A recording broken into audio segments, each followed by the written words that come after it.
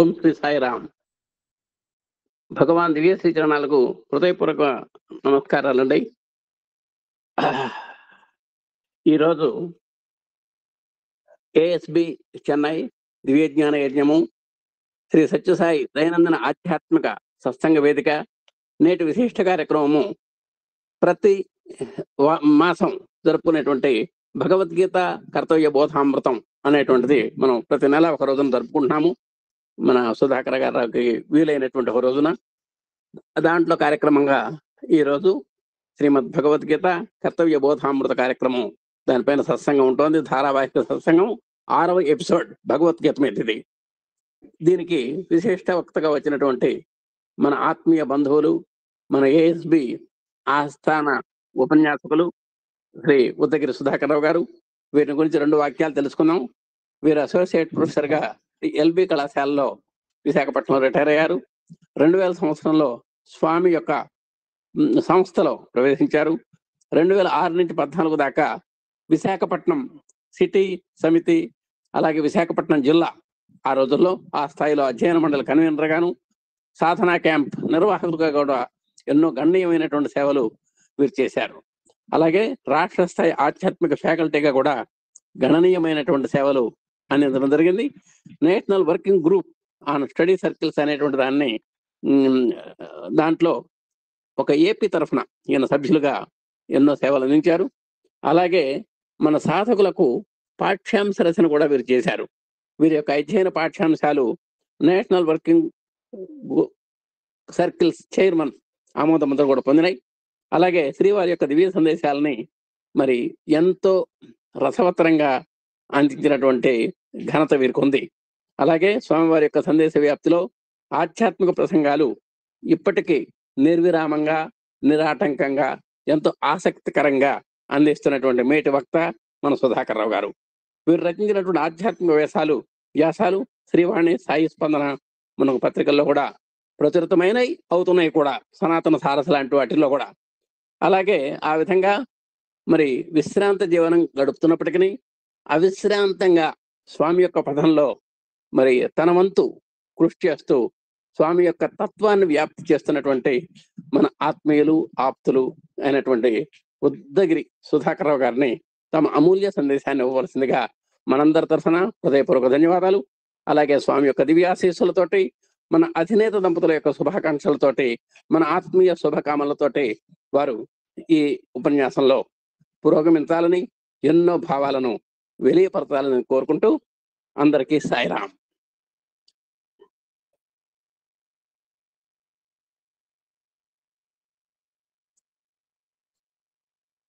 Sairam sir.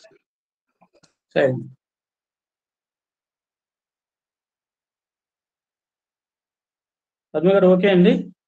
Sairam sir. Sairam.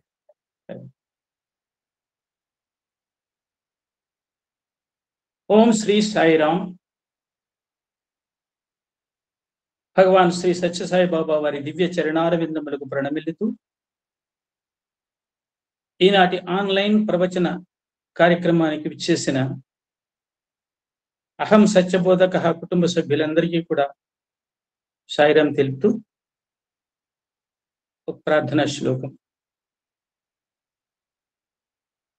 శుక్లాంబరధరం విష్ణుం శశివర్ణం చతుర్భుజం ప్రసన్నవదనం ఛాయేత్ సర్వవిఘ్నోపశాంతయే అగజా ఆనన పద్మార్కం గజానన మహర్నిశం అనేకదం తం భక్తానాం ఏకదంతముపాస్మహే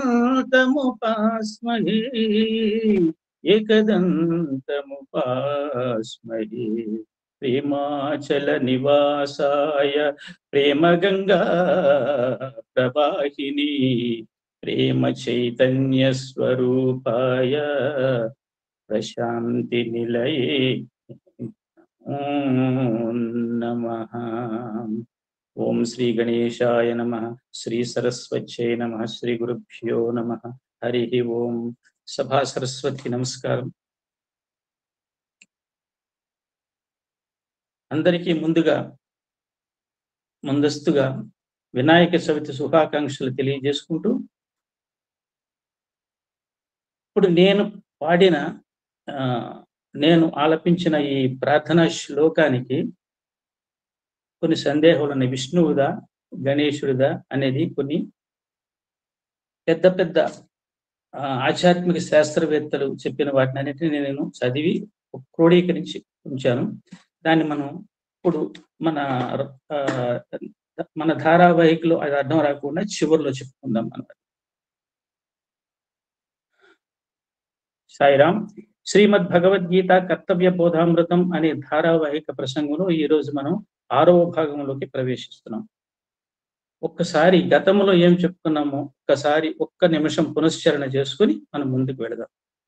అసలు గీత అల్టిమేట్ ఎయిమ్ ఆఫ్ ది గీత ఏంటంటే, right knowledge is the ultimate solution to all our problems.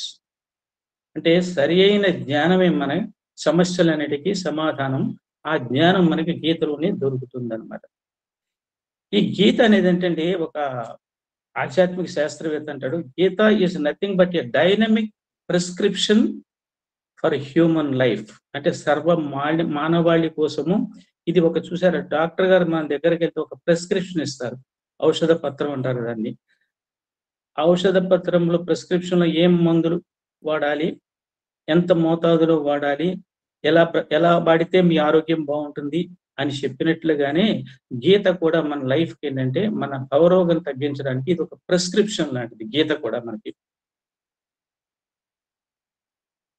గత ప్రవచన కార్యక్రమంలో సంక్షిప్తంగా మనం చెప్పుకున్నది ఏంటంటే, ఆత్మ శాశ్వతము, అందరూ ఆత్మస్వరూపులే. ఇప్పుడు మనం గమనించామో లేదు, కొన్ని విషయాలు మనం లౌకికంగా పరిశీలిస్తే, సంధ్యవేళ ఒక బిచ్చగాడు ఇంటికి ముందుకు వస్తాడు, వచ్చి మనకి భవతి భిక్షాం దేహి అంటాడు. భవతి భిక్షాం దేహి అంటే దేహికి అంటున్నాడు. దేహి అంటే మన స్వామి కూడా మన అంటారు కదా, దివ్యాత్మ స్వరూపులారని. మనం ఆత్మస్వరూపులమే. అతను అడగడం కూడా అతనికి తెలియదు, కానీ అతను అన్యాపదేశంగా అతనికి తెలియకుండానే మనకి జ్ఞానబోధ చేస్తున్నాడు. మళ్ళీ ఇంకొక మాట అంటాడు, మాదా కవళం తల్లి అనాది. మాధవ కవళం, మాదా కవళం కాదు అది, మాదా కవళం తల్లి అని వాళ్ళు అలాగే మాట్లాడతారు కాబట్టి అలా మాట్లాడతాడు. మాదా కవళం తల్లి, నేను అనాదిని అంట. అనాదిని అంటాడు. అనాదిని అంటే అనాథను అనాలి, కానీ అనాదిని అంటాడంటే ఆత్మ శాశ్వతం, నిత్య సత్య శాశ్వతమైనది ఆత్మ. భూత భవిష్యత్ వర్తమాన కాలాల్లో ఉండేది కూడా ఆత్మే. కాబట్టి ఒక బిచ్చగాడు కూడా మనకి తెలియకుండానే జ్ఞానబోధ మనం చేస్తున్నాడు అన్నమాట మనకి. అయితే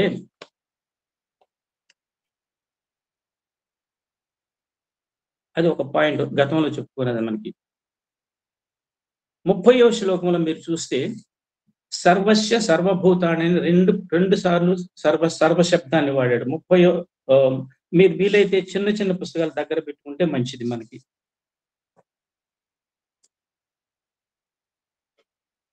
ముప్పయో శ్లోకంలో దేహి నిత్యం అవజ్యోయం దేహే సర్వస్య భారత తస్మాత్ సర్వాణి భూతాని నత్వం శోచితుమర్హసి అని చెప్పేసి 2 సార్లు సర్వశబ్దాన్ని వాడాడు అనమాట.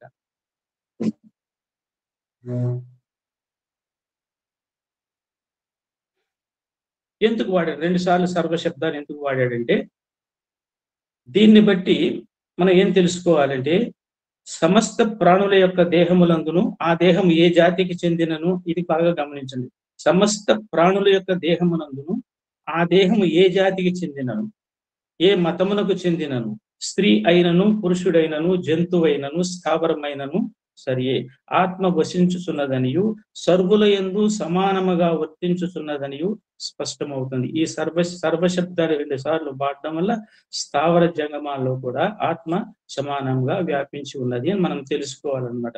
కాబట్టి కావున తాను కూడా ఆత్మ అనియే విద్యుడు నిరంతరం భావన చేయవలెను అనేసి మనం చెప్పుకున్నాం గతంలో. అదే కదా మనం కూడా ఇప్పుడు పారాయణలు చేస్తాం, విశ్వం విష్ణువు అని చెప్తున్నాం. విశ్వం విష్ణువు, విశ్వమంతా విష్ణువే, విష్ణువు సర్వవ్యాపి. విశ్వం అనేది ఏంటంటే విష్ణువే. విష్ణువు విశ్వ రూపంలో విష్ణువు ఉన్నాడని మనం తెలుసుకోవడం వల్ల ఆ విష్ణు సహస్ర పారాయణం అంతా చేసిన ఆ రెండింటికి అర్థం తెలుసుకుంటే మిగిలిన 998 నామాలు కూడా దీనికి వ్యాఖ్యానాలు అవుతాయి అన్నమాట. తర్వాత ఆత్మ నిర్వికారమైనది అంటే స్వామి చెప్తారు, దివ్యాత్మ స్వరూపులారా అని స్వామి మన అంటారు మనని. అంతేగాని భక్తులారా అనలేదు మనకి. ఆత్మ నిర్వికారమైనది అంటే షడ్వికారాలు లేవు అనమాట. మనకి పుట్టడము, మరణించడము, వార్ధక్యము, యవ్వనము ఇవేమి లేవు దానికి. ఆత్మకి నాశం లేనిదనమాట. అది కూడా చెప్పుకున్నాం మనం వాసాంశ జీర్ణాని శ్లోకములో. అది చినిగిన వస్త్రం వల్లే పాత శరీరమును తొలగించి నూతన శరీరము ధరించుచుండును. కావున ఆ శరీరమునకై శోకింపని అవసరం లేదు. ఆత్మ ఏంటంటే దేహం శిథిలమైపోయిన తర్వాత ఇంకో దేహాన్ని వెతుక్కుంటూ వెళ్ళిపోతుంది. కాబట్టి మనం విష్ణు సహస్రనామంలో ఎక్కడో చదువుతాం మనం, అవికారాయ శుద్ధాయ నిత్యాయ పరమాత్మని. దీనికి అవికారాయ అంటే వికారము లేనిది, నిత్యము శుద్ధముగా ఉండేదని కూడా మనం కొన్ని శ్లోకాల్లో మనం కొన్ని పదాలు చదువుకోవడం కూడా వాటిని మనం గమనించాలి. తర్వాత లౌకికంగా చూసుకున్నానండి, ఒకవేళ ఆత్మ ఎల్లప్పుడూ పుడుతుంది చస్తుంది అని అర్థం చేసుకున్నా, చచ్చినది మరల పుట్టుతుంది కాబట్టి ఇంకా దుఃఖించాల్సిన అవసరం ఏముంది? చస్తుంది, పుడుతుంది, మనం దుఃఖించాల్సిన అవసరం కూడా ఈ విధంగా మనకి లేదన్నమాట. అందుకే మీకు శ్లోకం 27 శ్లోకంలో కూడా చెప్పండి, జాతస్య హి ధ్రువో మృత్యు ధ్రువం మృతస్య ధ్రువం జన్మ మృతస్య. అంటే జాతస్య హి ధ్రువో మృత్యు, పుట్టినవాడు చనిపోక తప్పదు, ధ్రువం అది. అలాగే ధ్రువం జన్మ మృతస్య, చనిపోయిన వాడికి జననము తప్పదు అని కూడా చెప్తున్నప్పుడు మనం దాని గురించి శోకించాల్సిన అవసరం లేదు. ఇంకా ముఖ్యంగా మనం చెప్పుకున్నది అంటే, ఈ శరీరములు పుట్టుకకు ముందు పూర్వం లేవు. మనం పుట్టుకకు ముందు ఈ శరీరం లేవు, మనకి సత్యన పిదపు కూడా లేవు. మధ్య మాత్రం కొంతసేపు అగపడుచున్నవి. మధ్య అంటే పుట్టే ముందు లేవు, చనిపోయిన తర్వాత లేదు, మధ్యలో మాత్రం కొంత కనపడుతుంది. కాబట్టి ఇది భ్రాంతి మాత్రమే అని అనుకోవాలి. మీకు శ్లోకం 28లో కూడా చక్కగా వాడాడు అనమాట. అవ్యక్తాదీని వ్యక్తమధ్యాని అవ్యక్త నిధనాన్యేవ, 3 పదాలు వాడాడు. అవ్యక్తాదీని అంటే పుట్టక ముందు అవ్యక్తంగా ఉన్నది, మరల మధ్యలో వ్యక్త మధ్యాని మధ్యలో వ్యక్తం అవుతుంది, చివరిలో మరణం సంభవించిన తర్వాత దేహం శిథిలం అయిపోయిన తర్వాత అవ్యక్త నిధనాన్యేవ మళ్ళీ అవ్యక్తంలోకి వెళ్ళిపోతుంది. అంటే అవ్యక్తములో ఉంది వ్యక్తము, తర్వాత అవ్యక్తము. కాబట్టి మనం ఎప్పుడు కూడా దీనికి మనం బాధపడాల్సిన అవసరం లేదు. కాబట్టి ఈ ప్రకారం ఆత్మను గూర్చి కానీ దేహమును గూర్చి కానీ శోకింపని అవసరం లేదని మనం గత క్లాసులో వివరంగా మనం తెలుసుకున్నాం. ఎందుకంటే పురస్చరణ చేసుకుంటే ఏంటంటే రాబోయేది అంశం చాలా పూర్తిగా మనకి అర్థమవుతుంది. ఇప్పుడు మనకి ఇవాళ మనము క్షత్రియ ధర్మం గురించి చెప్తాడు. ఆత్మజ్ఞానం అంతా చక్కగా చెప్పాడు సాంఖ్యయోగ ప్రకారంగా. ఇప్పుడు క్షత్రియ ధర్మం గురించి చెప్పుకుంటాము. ఆ తర్వాత కర్మయోగము, కర్మరహస్యం గురించి ఎంతవరకు వెళితే అంతవరకే వెళ్తాం, సోదరులు శ్రీ ఎమ్మెల్యన్ గారి ఆదేశం ప్రకారంగా. అర్జునుడికి 2 రకాల మోహాలు పట్టినాయండి. ఒకటి సాధారణ మోహము, 2 అసాధారణ మోహము. సాధారణ మోహం అంటే ఏంటంటే అనాత్మ ధర్మాలను ఆత్మయందు ఆరోపించుకుంటున్నాడు. అనాత్మ ధర్మాలని ఆత్మయందు ఆరోపించుకుంటున్నాడు. ఎలాగంటే నేను చంపేవాడిని, నేను చచ్చేవాడిని అని దుఃఖించేది సాధారణ మోహం. నేను చంపుతాను, నేను చనిపోతాను, ఇవన్నీ కూడా సాధారణ మోహాలు అన్నమాట. కాబట్టి మొదటి దానికి చికిత్స జరిగిపోయింది. దేని ద్వారా అంటే ఆత్మజ్ఞానం ద్వారా. నేను చనిపోయేవాడిని, నేను చచ్చేవాడిని అహంకారం చూపించాడు వ్యక్తికి ఒక పామరుడిలాగా. దానికి ఆత్మజ్ఞానం ద్వారా చికిత్స జరిగింది. ఇంకా రెండోది ఏంటంటే అసాధారణ మోహం. అసాధారణ మోహం ఏంటంటే ఇది ధర్మము, క్షత్రియ ధర్మం అనే కోణము నుంచి ఈ అసాధారణ వ్యామోహాన్ని తొలగిస్తున్నాడు అనమాట. ఎలాగంటే అర్జునుడు ఏం చేస్తున్నాడంటే, ఏ విధమైన మోహంలో ఉన్నాడంటే స్వధర్మమైన యుద్ధాన్ని అధర్మంగా భావించి పాపభీతితో శోకానికి గురి కావడం రెండవది అయిన అసాధారణ మోహం. అంటే అతను క్షత్రియుడికి స్వధర్మము యుద్ధం, క్షత్రియ ధర్మం అది. కానీ దాన్ని అధర్మంగా భావిస్తున్నాడు. యుద్ధరంగంలోకి వచ్చిన తర్వాత పాపభీతితో శోకానికి గురైపోయి చతికిలు పడ్డాడు అనమాట. ఇది అసాధారణ మోహం అనమాట. ఇది ఉండకూడని మోహం అనమాట. కాబట్టి ప్రస్తుతము ఇప్పుడు మనం చెప్పుకోయే విషయాల్లో ప్రస్తుతం మనం ఏంటంటే రెండవ దానికి ట్రీట్మెంట్, చికిత్స ప్రారంభమవుతుంది అనమాట. ఇది క్షత్రియ ధర్మం అనే కోణం నుండి చూసిన గీతాచార్యుడు చెప్తున్నాడు. క్షత్రియ ధర్మం అనే కోణం నుండి చూసిన యుద్ధము చేయదగినది అంటూ తరువాత శ్లోకం నుండి ప్రారంభిస్తున్నాడు భగవానుడు. అయితే ఇక్కడ ఈ చతికిలు పడిపోయిన అర్జునుడిని మరల क्या कर दे కర్తవ్యోన్ముఖుని చేయడం కోసం चल माँ కర్తవ్యోన్ముఖుడు చేయడం కోసం క్షత్రియ ధర్మం ద్వారా చికిత్స మొదలు పెట్టాడు అన్నమాట. ఇప్పుడు దీని 7 శ్లోకాల ద్వారా క్షత్రియ ధర్మం చెప్పాడు అన్నమాట. 7 శ్లోకాల ద్వారా. అది 31 శ్లోకం ఏంటంటే, ఇప్పుడు ఏంటంటే ఇంత వరకు కూడా సాంఖ్య యోగానుసారము ఆత్మ యొక్క నిత్య తత్వాన్ని బోధించి ఇప్పుడు ఏం చేస్తున్నాడు 7 శ్లోకాల ద్వారా క్షత్రియ ధర్మం అనుసరించి అయినా నువ్వు దుఃఖించకూడదు అనేది ఒక చికిత్స ప్రారంభించాడు అన్నమాట.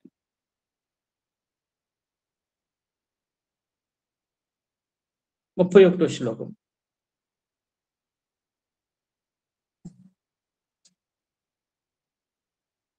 స్వధర్మమపి చావేక్ష్య న వికంపితుమర్హసి ధర్మ్యాది యుద్ధాశ్రేయో న్యత్ క్షత్రియస్య న విద్యతే. ఇది 31 శ్లోకం. చాలా చాలా మనకి తెలుసుకోవాల్సిన విషయాలు చాలా ఉన్నాయి ఇందులో. ఏమంటాడంటే, ఇక్కడ మనము ఒక విషయం తెలుసుకోవాలి. మనకి సమాజంలో సొసైటీలో వర్ణ ఆశ్రమాలు వర్ణ ధర్మాలు అని 4 ఉన్నాయన్నమాట ప్రతి వర్ణానికి. అంటే వర్ణములు అంటే 4 క్లాసెస్ ఆఫ్ సొసైటీ. ఆశ్రమాలు అంటే మోర్ స్టేజెస్ ఆఫ్ లైఫ్ అన్నమాట. వర్ణము ఆశ్రమం అంటే బ్రహ్మచర్యము, గృహస్థాశ్రము, వానప్రస్థాశ్రము, సన్యాసాశ్రము, ఇవి ఆశ్రమాలు. అయితే వాటి జోలికి మనం వెళ్ళక్కర్లేదు. ఇప్పుడు వర్ణ ధర్మాలు ఉన్నాయి. క్షత్రియుడు ఏం చేయాలి, బ్రాహ్మణుడు ఏం చేయాలి, వైశ్యుడు ఏం చేయాలి, శూద్రుడు ఏం చేయాలి. ఈ వర్ణ ధర్మాలని అతిక్రమించవద్దు. వర్ణ ధర్మాలను అతిక్రమించితేనే మనకు వచ్చే ప్రమాదాలని వస్తున్నాయి అని చెప్తూ ఒక సందర్భంలో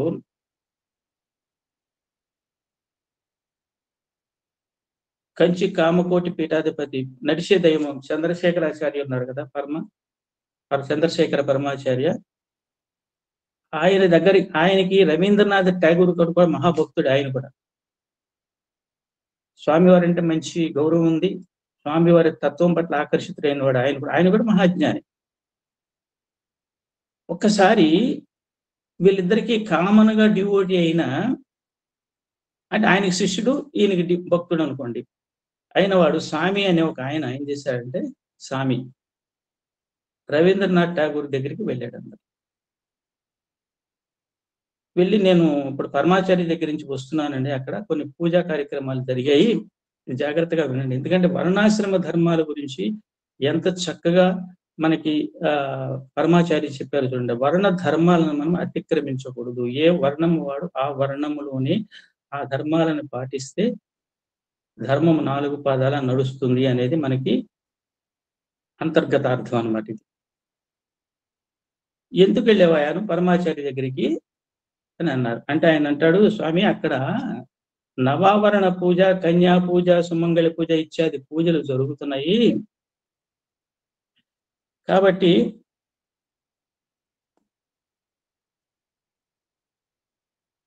ఇందులో ఒక కన్యా పూజ అని ఒకటి ఉంది. ఆ కన్యా పూజని బ్రాహ్మణ కన్యను కూర్చోబెట్టి చేస్తారు అని చెప్తాడు. ఇదంతా సంక్షిప్తంగా చెప్తానండి. ఎలా పూజలు జరుగుతున్నాయి, ఆ పూజలకు వెళ్ళాను. నేను వెళ్ళిన రోజున కన్యా పూజ జరిగింది. ఆ కన్యా పూజకి చక్కగా ఒక బ్రాహ్మణ కన్యని కూర్చోబెట్టి చేస్తారు అని అన్నాడు. వర్ణధర్మం అది. అయితే రవీంద్రులు ఏమన్నారంటే, అదేంటి, ఇప్పుడు మీరు లలితా సహస్రం చదువుతారు కదా, లలితా సహస్రం కూడా మనము ఎలా పారాయణలో ఎలా చూస్తున్నాము సంక్షిప్తంగా ముందులో సందర్భం వచ్చినట్టు చెప్తాను మీకు. నేను ఆ బ్రహ్మ కీట జనని అని అన్నారు కదా, అంటే బ్రహ్మ నుంచి కీటకం వరకు అమ్మవారు ఉంటుంది అన్నారు కదా, బ్రాహ్మణ కన్యనే ఎందుకు పెట్టి చేయాలి అని ఆయన అడిగారు. చాలా సహేతుకంగా ఉంది. అంటే ఆయన అడిగారంటే ఆయన తెలియక అడిగారా, లేకపోతే మనందరికీ దాని ద్వారా సందేశం రావాలని ఆ సంఘటన జరిగిందా, ఇది అప్రస్తుతం మనకి. అడిగితే ఈయన చాలా నొచ్చుకున్నాడు. అంటే పరమాచార్యకి తెలియని విషయం ఏముంది, ఈయన ఇలా అనేసారేంటి అని బాధపడ్డాడు. బాధపడిన తర్వాత వెళ్ళిపోయాడు. ఏం మాట్లాడలేదు. ఎందుకంటే రవీంద్రుని దగ్గర ఏం మాట్లాడతాడు. అప్పుడు మళ్ళీ పరమాచార్య దగ్గరికి వచ్చినప్పుడు, రవీంద్రుడు బాగున్నారా, అక్కడికి వెళ్ళొచ్చావు కదా అని అడిగారు. అది అంటే ఒకళ్ళ మీద ఒకరికి గౌరవం ఉంది, సదభిప్రాయం ఉంది వాళ్ళిద్దరికి, పరమాచార్యకి రవీంద్రనాథ్ ఠాగూర్ గారు. ఆయన మామూలుగా అడిగారు అనమాట. అంటే ఇట్లా అడిగారు స్వామి అని భయపడుతూ చెప్పి, దానికి ఎందుకు భయపడతావు, బహుశా రవీంద్రులు ఆ బ్రహ్మ కీట జనని వర్ణాశ్రమ విధాయని అనే పదం చదువుకోలేదేమో అని ఆయన చూడలేదేమో చూడమని చెప్పు అన్నాడు. ఆ బ్రహ్మ కీట జనని అంటే బ్రహ్మ నుంచి కీటకం వరకు వ్యాపించి ఉంది అమ్మ సర్వవ్యాపి. కానీ ఆవిడే వర్ణ ఆశ్రమ విధాయిని. ఎంత బాగా చెప్పారు చూడండి. వర్ణాలు ఆశ్రమాలని రూపొందించింది కూడా ఆవిడే మహాశక్తి స్వరూపిణి అని చెప్పారు. అని చెప్తే అది తీసుకెళ్లి రవీంద్రుల దగ్గర చెప్పారు ఈయన. చెప్తే రవీంద్రులు ఏం చేస్తారు? ఆహా, ఇదా నాకు తెలియని విషయం మంచిగా చెప్పావయ్యా నువ్వు. అంటే వర్ణ ధర్మం గురించి స్వామి పరమాచార్య అంత చక్కగా చెప్పారు అని చెప్పి ఆయన చాలా సంతోషపడ్డాడు. తర్వాత రవీంద్రులు కౌరు పెట్టారు. వాళ్ళిద్దరూ కూడా మామూలుగా అంతర్గత సమావేశం మామూలుగా ఏంటంటే ఇంటర్వ్యూ లాగా వాళ్ళందరూ కూడా ఒక రవీంద్రులు వెళ్ళడము, వాళ్ళతో పరమాచార్యతో మాట్లాడడం, రహస్య సమావేశాలు చేయడం ఇవన్నీ ఉన్నాయి. అంటే రహస్య సమాచారం అంటే పరస్పర జ్ఞానం షేర్ అవుతుంది అనమాట అక్కడ. కాబట్టి ఈ విధంగా ఏం చెప్తుంటే వర్ణ ధర్మాలు ఉన్నాయి. అలాగే అర్జునుడు కూడా ఏంటంటే క్షత్రియ ధర్మం అంటే యుద్ధము చేయడము అనేది క్షత్రియ ధర్మము.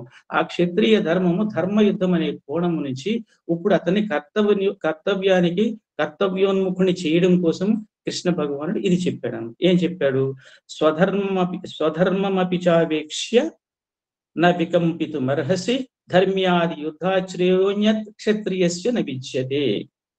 అంటే అర్జున, నీవు క్షత్రియుడవి, స్వకీయముగు ధర్మమును విచారించుకునినను ధర్మయుద్ధము చేయడానికి వెనుదీయడం నీకు సరైనది కాదు. నువ్వు క్షత్రియుడురా నాయన, క్షత్రియుడు కాబట్టి నువ్వు ధర్మయుద్ధం, ఇక్కడ ధర్మయుద్ధం అనే పదం గుర్తుపెట్టుకోండి. యుద్ధం చేయడం అంటే అకారణ యుద్ధాలు చేయకూడదు. ధర్మయుద్ధము చేయడానికి వెనుతీయడం నీకు సరి అయినది కాదు. కాబట్టి క్షత్రియునకు ధర్మయుద్ధము, క్షత్రియుడికి ధర్మయుద్ధమునకు మించినట్టి శ్రేయస్కరమైన కర్తవ్యము మరి ఒకటి లేదు అని చెప్పాడనమాట. గీతాచార్యుడు అర్జునుడికి చెప్పాడు. ఇక్కడ వ్యాఖ్య ఏంటంటే కర్తవ్య నిర్వహణ యందు, స్వధర్మ ఆచరణ యందు, ధర్మమునకు విరుద్ధము గాని కార్యములందు గీతాచార్యునికి ఎంత ప్రీతియో మనకి ఈ శ్లోకం వలన తెలుస్తుంది. అంటే కర్తవ్య నిర్వహణ ఎలా ఉండాలి, స్వధర్మ ఆచరణ ఎలా చేయాలి, ధర్మానికి విరుద్ధము కాని కార్యములందు శ్రీకృష్ణునికి ఎంత ప్రీతి కలదో ఈ శ్లోకము ద్వారా మనకి అర్థమవుతుంది. ఇప్పుడు ధర్మ జీవనం అంటే ఏంటండి? భార్య బిడ్డల్ని పోషించడము, సక్రమంగా బ్రతకడం యజమాని ధర్మము, ప్రజారంజకంగా పాలించడం రాజు ధర్మం కదా. ఇక్కడ ధర్మ్యాత్ యుద్ధాత్ అని చెప్పుట వలన ధర్మయుద్ధమునే క్షత్రియుడు ఆశ్రయింపవలనని, అధర్మ యుద్ధమును కాదని స్పష్టీకరింపబడినది తెలుసుకోవాలి. ఈ శ్లోకం మనం చదివేస్తాము, పారాయణ అయిపోతుంది, కానీ దీంట్లో ఎంత రహస్యం ఉందండి. స్వధర్మాలు, వర్ణ ధర్మాలు తప్పనిసరిగా పాటించాలి. కాబట్టి అయితే క్షత్రియుడే ఎందుకు యుద్ధం చేయాలి, క్షత్రియుడు ఎందుకు యుద్ధం చేయాలి, దేని కొరకు చేయాలి యుద్ధం అనేది ఏంటంటే క్షత్రియ స్వధర్మ క్షత్రియస్య యుద్ధం అని ఎందుకు చెప్తారు? ఎందుకు ఫైట్ చేయాలి, అతను యుద్ధం చేయాలి అని అంటే క్షత్రియుల యొక్క కర్తవ్యం ఏంటంటే వాళ్ళ ధర్మ పరిపాలన చేయాలి. చూడండి, అర్జునుని ఎంత ఉత్తేజితం చేయడానికి ప్రయత్నిస్తున్నాడో చూడండి భగవంతుడు. క్షత్రియుడు ధర్మ పరిపాలన చేయాలి, అది ధర్మం. ఏ కారణం చేతనైనా ధర్మచ్యుతి జరిగితే అంటే ధర్మం అనే ధర్మ పదము నుండి తప్పితే ఎవరైనా తత్ఫలితముగా శాంతి భద్రతలు కుంటుపడితే, అంటే ప్రజలు ధర్మచ్యుతులైతే దాని పరిణామం ఏమవుతుందంటే శాంతి భద్రతలు కుంటుపడితే దానిని సుస్థిరపరచడానికి యుద్ధమే శరణ్యమైతే, యుద్ధంలో పోరాడైనా సరే దేశాన్ని ప్రజల్ని రక్షించాలి. ఈ అన్ని కూడా రీజన్స్ అన్నమాట. ఎందుకు క్షత్రియ యుద్ధం చేయాలంటే ధర్మచ్యుతి జరిగినప్పుడు యుద్ధం చేయాలంట, ధర్మయుద్ధం. అందుచేత యుద్ధము క్షత్రియునికి ధర్మం అని చెప్పబడింది. ఈ విధంగా క్షత్రియునికి యుద్ధము స్వధర్మం అన్నమాట, స్వధర్మం. అయితే ఇక్కడ మనం గమనించాల్సింది ఏంటంటే యుద్ధం ఎవరికి జరుగుతుంది? దాయాదుల మధ్యన జరుగుతుంది, కౌరవులకి పాండవులకి మధ్య జరుగుతుంది. అంటే ధర్మప్రభువు ధర్మరాజుని దగ చేశాడు దుర్యోధనుడు, మాయ చేసి మోసం చేసి రాజ్యాన్ని అపహరించాడు. ధర్మం అడవుల పాలయ్యింది, అధర్మం అందలమెక్కేసింది. అధర్మ పాలనలో ప్రజలు అశాంతికి లోనైపోయారు. కాబట్టి ఈ పరిస్థితిని చక్కదిద్దాలి, ప్రజల జీవనంలో సుఖశాంతులు నింపడం ఇప్పుడు పాండవుల ధర్మం అయింది అంటే ముఖ్యంగా అర్జునుడి ధర్మం అయింది. అందుకే శ్రీకృష్ణుడు ఏం చేశాడంటే, మరి చూడండి, ధర్మయుద్ధం జరుగుతుంది, దాయాదుల వల్ల పాండవులకు అన్యాయం జరిగింది కాబట్టి, ధర్మము పాండవుల పక్కన ఉంది కాబట్టి శ్రీకృష్ణ భగవానుడు పాండవుల పక్షంలో చేరాడు కదా. కాబట్టి ధర్మం ఎక్కడుందో భగవంతుడు అక్కడ ఉంటాడన్నమాట. కనుక స్వధర్మం అనే కోణం నుండి చూసినా అర్జునుడు చెలింపవలసిన పని లేదు అని శ్రీకృష్ణుని అభిప్రాయము. కాబట్టి ఇక్కడ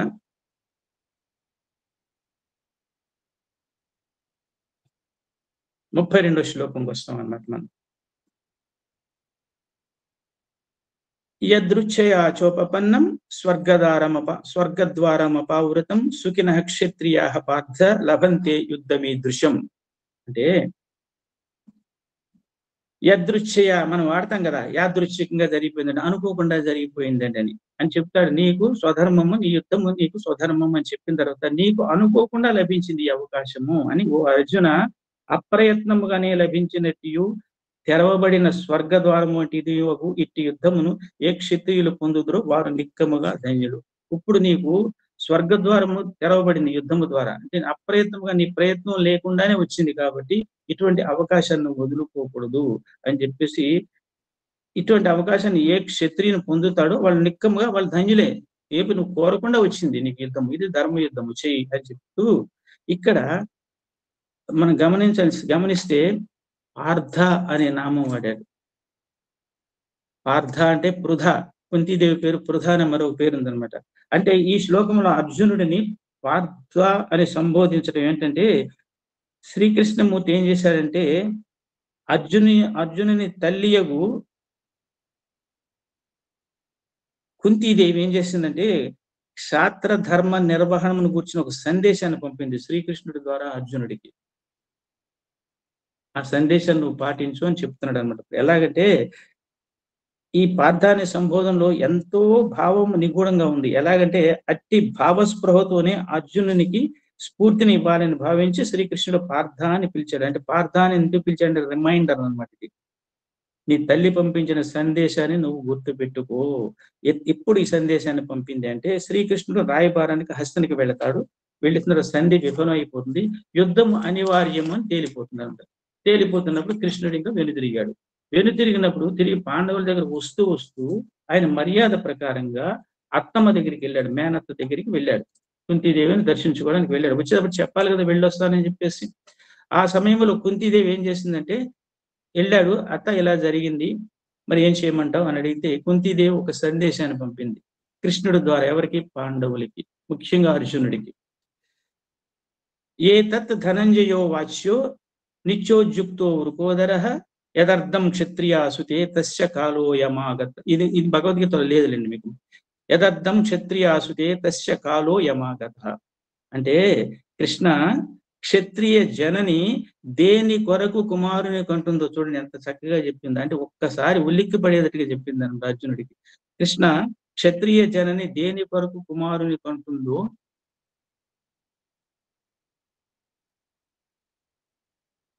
అట్టి సమయం ఆసన్నమైనదని అర్జునునికి, ఏంటి, క్షత్రియ జనని దేని కొరకు కుమారుని కంటుందో అట్టి సమయం ఆసన్నమైంది అని అర్జునుడికి చెప్పు.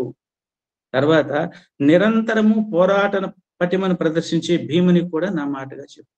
ఎప్పుడు కూడా నిరంతరము యుద్ధం ఎప్పుడు వస్తుందని చూసే భీముడికి నా మాట చెప్పు.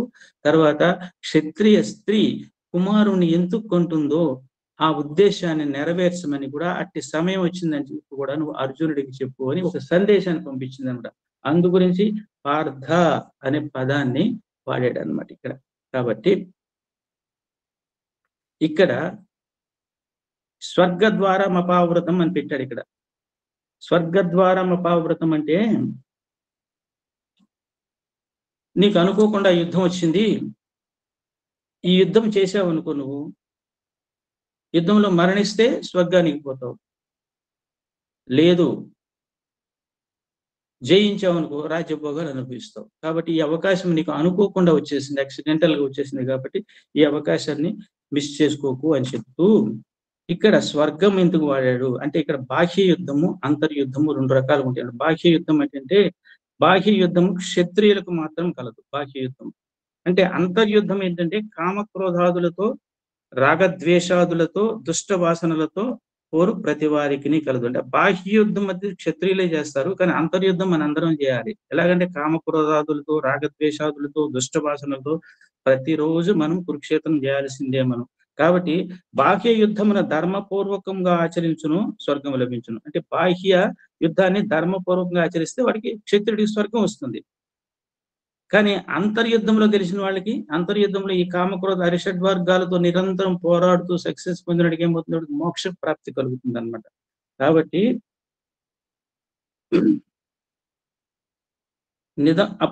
అందువల్ల ఏంటంటే నిజమగు క్షత్రియుడు ఎప్పుడు కూడా యుద్ధం ఎప్పుడు వస్తుందా అని ఉవ్విళ్ళూరాలట అని కృష్ణుడు చెప్తున్నాడు అర్జునుడితో. కాబట్టి అలాగే తీవ్ర ముముక్షువులు ఉన్నారు.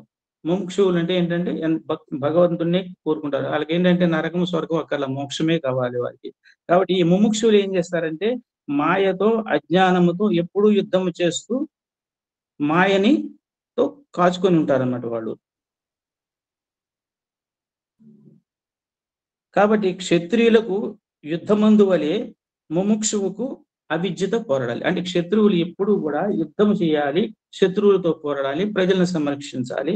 అలాగే ముముక్షువులు ఎప్పుడు కూడా అంతర్యుద్ధం చేయాలన్నమాట కామక్రోధాదులతో. కాబట్టి వాళ్ళకి మోక్ష ప్రాప్తి జరుగుతుంది. ఇది బాహ్య యుద్ధము, అంతర్యుద్ధం అంటే. ఇక 33 నుంచి 36 శ్లోకాల వరకు ఒక సంక్షిప్తంగా చెప్పుకుంటే మనకి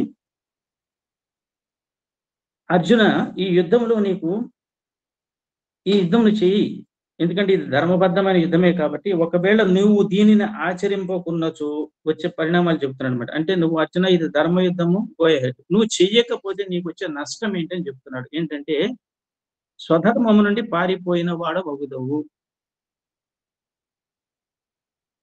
నీ స్వధర్మం నుంచి నువ్వు పారిపోయిన వాడు అంటే నీకు అపకీర్తి వస్తుందని నెంబర్ 1 పాయింట్ ఏంటంటే నీకు వచ్చే పరిణామం ఏంటంటే మొట్టమొదటిది అపకీర్తి వస్తుంది. నీ క్షత్రియుడు కాబట్టి నువ్వు స్వధర్మం నుంచి పారిపోయిన వాడు అయిపోతావు.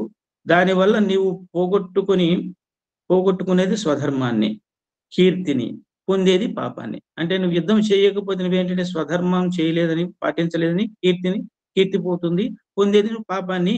కాబట్టి లోకులెల్లరూ నీ యొక్క అపకీర్తిని చిరకాలము వరకు చిలవల పలవలగా చెప్పుకుంటారు. కాబట్టి నువ్వు ధర్మ యుద్ధాన్ని చెయ్యి. కాబట్టి మాన్యుడైన పురుషునకు అపకీర్తి మరణము కంటేనూ బాధాకరమైనది అని కృష్ణుడు చెప్తాను. నీకు అపకీర్తి వస్తుంది స్వధర్మచ్యుతుడు అయితే నువ్వు. కాబట్టి తర్వాత నువ్వు మహారథుల్లో ఒక మహారథుడు. ఈ మహారథుల దృష్టిలో నువ్వు బాగా చులకనైపోతావు. మహారథుల దృష్టిలో ఇప్పుడు నువ్వు మిక్కిలి మాన్యుడు.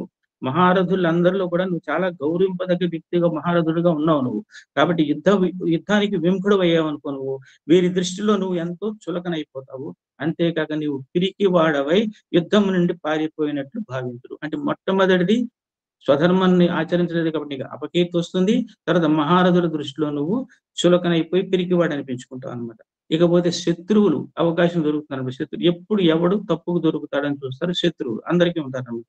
కాబట్టి శత్రువులు నీ యొక్క సామర్థ్యమును దూషించుచు పెక్కు అనరాని మాటలను కూడా, దుర్భాషలు కూడా పలకగలరు. అంటే శత్రువుల దూషణలకి నువ్వు శత్రువులు దూషణలు చేయడానికి ఒక అవకాశం ఇచ్చిన వాడు అవుతావు. అంటే స్వధర్మం పాటించకపోతే అపకీర్తి పొందుతావు, మహారథుల దృష్టిలో చులకనైపోతావు, శత్రువుల దూషణలు పొందుతావు, నువ్వు వాళ్ళకి అవకాశం ఇచ్చిన వాడు అవుతావు. కాబట్టి ఈ విధంగా ఏంటంటే నువ్వు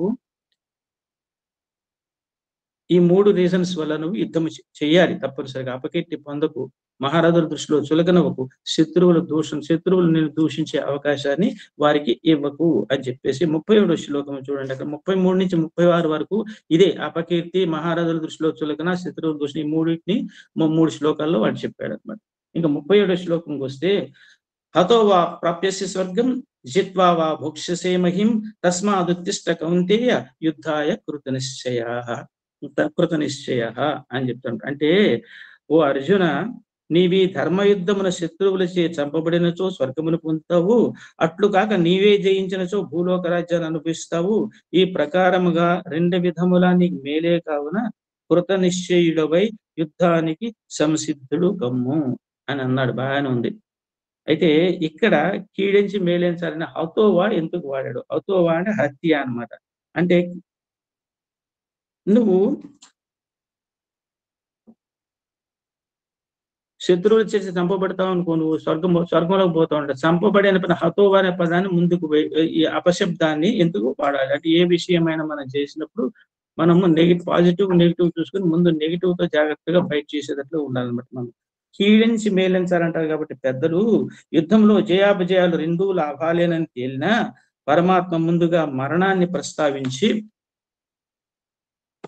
ఆ తరువాత విజయాన్ని పేర్కొన్నాడు. కాబట్టి ముందు మరణానికే సిద్ధం చేస్తున్నాడు అర్జునుడిని. కష్టతరమైన కార్యానికి మనస్సును సిద్ధం చేసుకుంటే ఇక్కడ లాజిక్ ఇదనమాట. ఆ తర్వాత జీవితంలో మనకి కష్టాలే ఉండవు. కాబట్టి వైఫల్యాలకు జంకకుండా పోరాడితే ఆ తరువాత ఏది వచ్చినా వైభవంగానే ఉంటుంది అని చెప్తాడు. అందుచేత ఇక లేచి ఉత్తిష్ట గెటప్ లేచి యుద్ధానికి సిద్ధపడమంటాడు కృష్ణుడు. ఇక్కడ చూడండి ఈ పదంలో ఏం చేస్తాడంటే కౌంతేయ అనే పదాన్ని వాడతాడు. ఈ కౌంతేయ అనే పదం ఏంటంటే నిజంగా హృదయాన్ని ద్రవింపజేసే ఒక ఆత్మీయ పిలుపు ఇక్కడ ఈ సందర్భంలో. అక్కడ రిమైండర్ ఇచ్చాడు, పార్థ అని పిలిచి మీ తల్లి ఈ సందేశం ఇచ్చింది, నీ ఆ సందేశం ప్రకారంగా నడుచుకోవడం నీ కర్తవ్యం అని అక్కడ రిమైండర్ ఇస్తే ఇక్కడికి వచ్చేటప్పుడు కౌంతేయ అని పిలిచాడు కృష్ణుడు. అంటే హృదయాన్ని ద్రవింపజేసే ఒక ఆత్మీయ పిలుపు అన్నమాట ఇది. ఎలాగంటే ఈ సన్నివేశంలో ఇలా పిలవడంలో ఒక ఆత్మీయ అనుబంధం పెనవేసుకుపోయింది ఇద్దరి మధ్యన కూడా. అందుకే కృష్ణుడు ఒకసారి అర్జునుడికి అంటాడు, you are my friend and devotee అని. You are my friend and devotee, నువ్వు నా మిత్రుడవు అట్ ద సేమ్ టైం భక్తుడు అని చెప్తాడు. నా ఫ్రెండ్ అన్నాడు అనుకో అండ్ యూ అడ్వాంటేజ్ తీసుకుంటాడు, నువ్వు నా భక్తుడు అన్నావు అనుకో కొంచెం చూపోతాడు మరి సిగ్గుతో.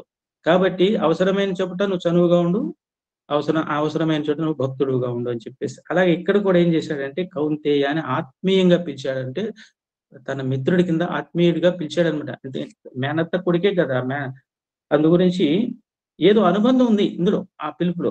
ఇది హృదయాన్ని ద్రవింపజేసే ప్రేమ పిలుపు. ఎందుకంటే అంటాడు అర్జున, నేను చెప్పవలసిందా నీకు చెప్పేశాను, వివిధ కోణాలలో కూడా వివరించాను, కాబట్టి నువ్వు మా మేనత్త కుమారుడివి, అందుకే సంకోచం లేకుండా మాట్లాడాను, కాబట్టి ఇక కార్యరంగంలోనికి అడుగు పెట్టు అని చెప్తూ, నువ్వు సూక్ష్మగ్రాహి అర్జున, కుంతీపుత్రుడవు అంటాడు.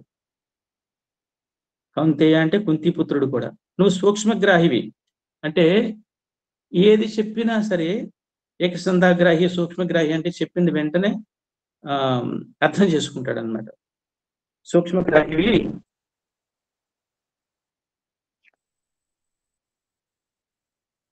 కుంతీదేవి పుత్రుడివి. కుంతీదేవి అంటే కుంతము అంటే బల్యం అనమాట. ఇక్కడ కుంతీదేవి అంటే కుంతము అంటే బల్యము.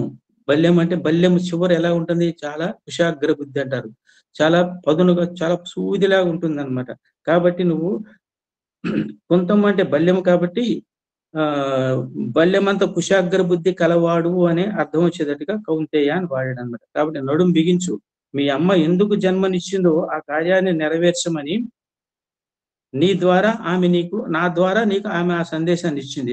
నిన్ను ఎందుకు కన్నాను, ఆ కార్యాన్ని నెరవేర్చమని నా ద్వారా నీకు సందేశాన్ని పంపించింది అని చెప్పేసి, తల్లి ఆజ్ఞను పాలించు, తల్లి పక్షము వాడిని నా మాట కూడా ఇది చెప్తాడు, తల్లి పక్షము వాడిని నా మాట కూడా నువ్వు హృదయంలో పెట్టుకో అర్జున అని చెప్పి ఉత్తిష్ట లేచి నిలబడు అనేది కౌంతేయ అనే సంబోధనలో శ్రీకృష్ణుడి యొక్క ఆంతర్యము ఇక్కడ చక్కగా మనం అర్థం చేసుకోవాలన్నమాట. ఇది తర్వాత ఇక్కడి నుంచి 7 శ్లోకాల ద్వారా క్షత్రియ ధర్మం చెప్పి, నువ్వు లేగినైనా యుద్ధము చెయ్యి, ఏమీ తప్పు లేదు ఇందులో, యుద్ధము చేస్తే గెలిచావా రాజ్యం వస్తుంది, పోయావా స్వర్గం వస్తుంది, కాబట్టి నువ్వు యుద్ధం చెయ్యి అని చెప్పేసి అన్ని రకాలుగా నచ్చ చెప్పి కౌంతేయ అని చెప్పేసి ఒక రకమైన ప్రేరణ కలిగించి, చివరిలో మళ్ళీ బుచ్చగించి కౌంతేయ, మళ్ళీ పార్థ అని ప్రేరణ కలిగించి కౌంతేయ అని చెప్పేసి ఒక రకమైన ఆత్మీయ భావన కలిగించి, నా బావ కాబట్టి ఇలా చెప్పాడు కదా అని చెప్పేసి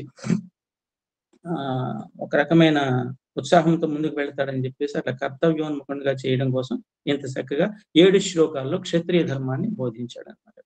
ఇంకపోతే మనకి ఇక్కడి నుంచి మనకేంటంటే 38వ శ్లోకం నుంచి 53వ శ్లోకం వరకు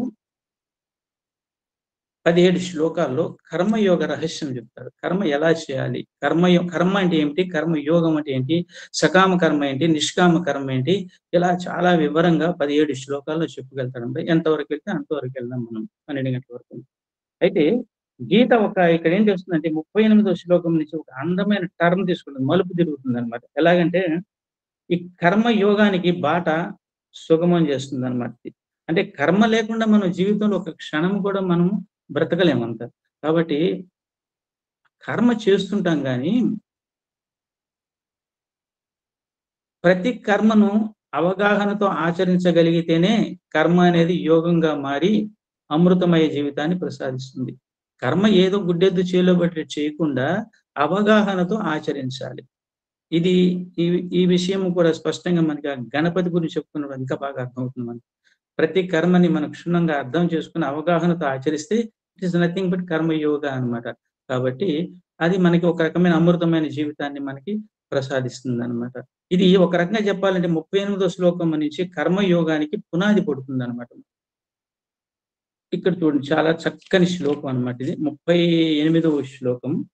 సుఖ దుఃఖే సమీకృత్వ లాభాలాభో జయాజయౌ తతో యుద్ధాయ యుజ్యస్వ నైవం పాపమవాప్స్యసి. అంటే ఏదైనా పని చేసినప్పుడు ఎలా ఉండాలి మనిషి అనేది ఇక్కడ చాలా తెలుస్తుంది అనమాట. ఒక కర్తవ్యాన్ని మనం నిర్వహించవలసి వచ్చినప్పుడు ఎలా ఉంటుంది మనకి, ఎలా ఉండాలి మనం అంటే సుఖ దుఃఖే సమీకృత్వ లాభాలాభౌ జయాజయౌ తతో యుద్ధాయ యుజ్యస్వ నైవం పాపమవాప్స్యసి. అంటే సుఖం వచ్చినా దుఃఖం వచ్చినా ఒకేలా ఉండు, అది సమత్వ భావంతో ఉండు, సమబుద్ధితో ఉండు. లాభం వచ్చినా నష్టం వచ్చినా, సుఖం వచ్చిన సుఖ దుఃఖి అన్నాడు ముందు, లాభాలాభో అన్నాడు, జయాజయౌ అన్నాడు. అంటే సుఖం వచ్చినా దుఃఖం వచ్చినా ఒకేలా ఉండు, లాభం వచ్చినా నష్టం వచ్చినా ఒకే భావంతో చూడు, జయం వచ్చినా అపజయం వచ్చినా సమబుద్ధితో స్వీకరించు.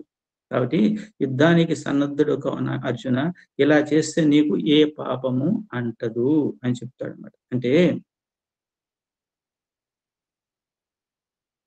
ఇంతవరకు ఏం చేశాడంటే యుద్ధం చేయడానికి అనుగుణంగా హేతువులు చెప్పాడు, కారణాలు చెప్పాడు చేయడానికి. ఈ శ్లోకంలో భగవానుడు ఏం చేస్తున్నాడు, కర్మ రహస్యాన్ని బోధిస్తున్నాడు అనమాట. ఇంతవరకు యుద్ధం చేయడానికి అనుగుణంగా హేతువులు వినిపించినా కూడా ఇప్పుడు ఏం చేశాడంటే తాత్విక దృష్టితో అనుష్ఠాన ప్రధానమైన కర్మయోగాన్ని ప్రవేశపెడుతున్నాడు. తాత్విక దృష్టితో ఇప్పుడు మనము సాయీశ్వరాయ విద్మహే సత్యదేవాయ ధీమహి తన్న సర్వ ప్రచోదయాత్ అని కొన్ని వేల సార్లు లక్షల సార్లు చదివేసి ఉంటాం మనం. అందులో ఏంటంటే సాయీశ్వర నువ్వు భగవంతుడు నేను తెలుసుకున్నాను అని చెప్పేసి మా మనోబుద్ధులను, అక్కడ చివరిలో అర్థం, మా మనోబుద్ధులను సత్కర్మ ఆచరణ యందు సత్కర్మ అనుష్ఠానమునందు ప్రవేశపెట్టు అని దాని అర్థం. రాసిన ఆయన భావం అది.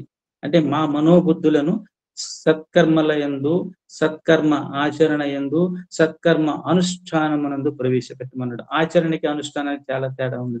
ఇవాళ ఏదో ఒక చేసేసి అనుకోండి, ఒక పని చేసేస్తాం, ఆచరణ చేస్తాం, బ్రహ్మాండంగా చేస్తాం అనుకున్నాం, దాన్ని కంటిన్యూ చేయాలి, అనుష్ఠానం ఉండాలి, దానికి కంటిన్యూటీ ఉండాలన్నమాట, దానికి కొనసాగింపు ఉండాలి. అంతేగాని ఒకసారి చేసేస్తుంది మాత్రాన మనం ఏదో ఎక్స్పెక్ట్ చేసేసి ఆ రిజల్ట్ కోసం ఎక్స్పెక్ట్ చేస్తే అది మంచి పద్ధతి కాదు.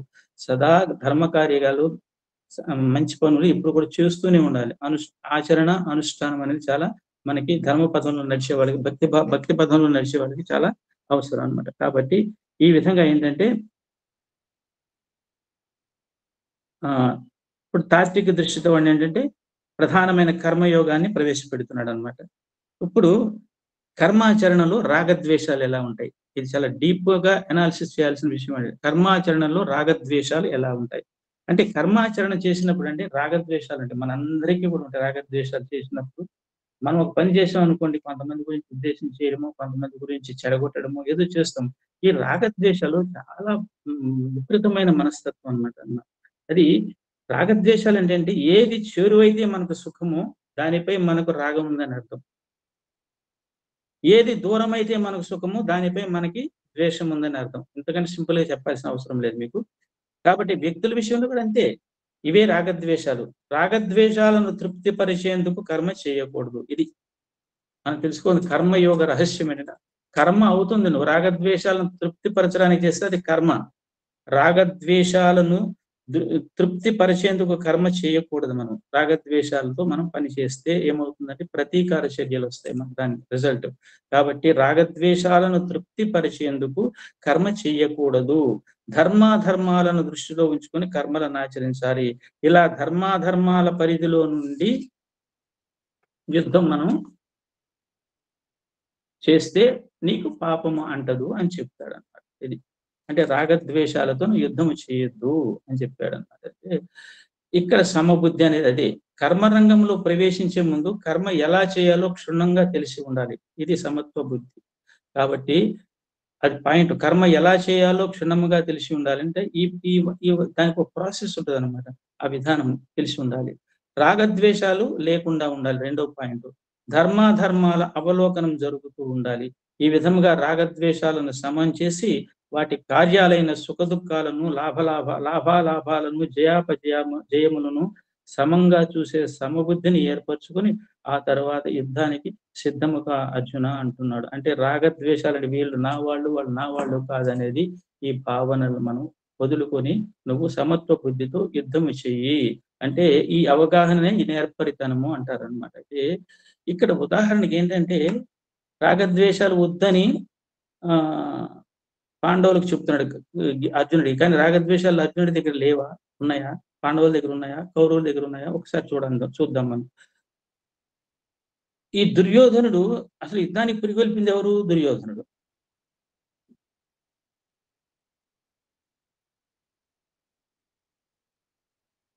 ఇక్కడ ధర్మాలు అధర్మాలు కాదు. ఇక్కడ ఆ ధర్మం ఏది అధర్మం ఏది అనేది అసలు దుర్యోధనుడికి పట్టదు. వాడి యుద్ధానికి పురిగొల్పింది రాగము ద్వేషం అనమాట. ఎందుకంటే అతని దుర్యోధనుని ఈ యుద్ధానికి నడిపించిన కారణాలు రెండు. రాగము ద్వేషం అనమాట. అతనికి రాజ్యంపై రాగం ఉంది, మక్కువ ఉన్నది. అంతేకాదు పాండవులపై ద్వేషం ఉంది. ఈ రెండు రాగద్వేషాల వల్ల యుద్ధరంగంలోకి దిగాడు అనమాట. అంతేకాదు పాండవులపై ద్వేషం కూడా ఉంది. ఈ రాగద్వేషాలే అతన్ని యుద్ధరంగంలో నిలబెట్టాయి. ఏమైంది? చివరికి పాపాన్ని మూటగట్టుకున్నాడు. తర్వాత యుద్ధం జరుగుతుంది, మనందరికీ తెలిసిన విషయమే. వాడు వీరమరణం పొందుతాడు. కాబట్టి రాగద్వేషాలు మనని పురికొల్పుతాయి. వాటిని మనము చాలా జాగ్రత్తగా వాటితో మనం డీల్ చేయాలన్నమాట. పోతే అయితే పాండవులు రాగద్వేషాలతో యుద్ధానికి రాలేదు అని అనుకుంటే ఎలా మనం దాన్ని జస్టిఫై చేయగలము అని అంటే, శ్రీకృష్ణుడు అర్జునుడిని యుద్ధం చేయవలసిందిగా ఆజ్ఞాపించడం కనుక ఈ రాగద్వేషాలు లేవు. ఎందుకంటే అక్కడ రాగద్వేషాలు ఉంటే, అధర్మం ఉంటే అసలు శ్రీకృష్ణుడు ఆ పక్షాన్ని ఉండడు అనమాట. అది బాగా గుర్తుపెట్టుకోవాలి. వాస్తవానికి అర్జునుడు కూడా రాగద్వేషాలతో కురుక్షేత్రంలో అడుగు పెట్టలే. ధర్మ ప్రధానంగానే యుద్ధంలో పాల్గొనడానికి వచ్చాడు. అయితే పాండవులు దుర్యోధనులాగా రాగద్వేషాలతో యుద్ధానికి రాలేదా అని క్వశ్చన్ పడితే లేదు అని మనం చెప్పుకోవచ్చు. ఎలాగంటే యుద్ధంలో విజయాన్ని సాధిస్తే రాజ్యాన్ని చేజిక్కించుకోరా, అది రాగం కాదా అని మనం అడగాలన్నమాట. అంటే పాండవులు రాగద్వేషాలతో ద్వేషం ఎలాగోలేదు, రాగం లేదా అంటే రాగం అంటే ఒక దాని మీద ఇష్టం అనమాట. యుద్ధంలో విజయాన్ని సాధించారనుకోండి పాండవులు, అప్పుడు రాజ్యాన్ని చేజిక్కించుకుంటారు కదా. మరి అది రాగం కాదా అంటే ఎందుకని రాగం కాదా అని క్వశ్చన్ పడితే కాదు. ఎలాగంటే రాజ్యం పాండవులదే కదా. అసలు అది వాళ్ళ రాజ్యాన్ని వాళ్ళు పొందాలనుకుంటున్నారు. పైగా రాజ్యం ఒక అధర్మపరుడి చేతిలో ఉంది. ఇక్కడ ఇది పాయింట్. భాష్యకారు చెప్పింది ఇది. రాజ్యం పాండవులదే. వాళ్ళ రాజ్యాన్ని వాళ్ళు దక్కించుకుని పోట్లాడుతున్నారు. ధర్మయుద్ధమే చేస్తున్నారు వాళ్ళు. పైగా రాజ్యం కూడా ఏం చేసిందంటే అసలు చేయాల్సిన దానికి కారణం ఏంటంటే, హేతు ఏంటంటే ఒక అధర్మపరుడి చేతిలో రాజ్యం ఉంది.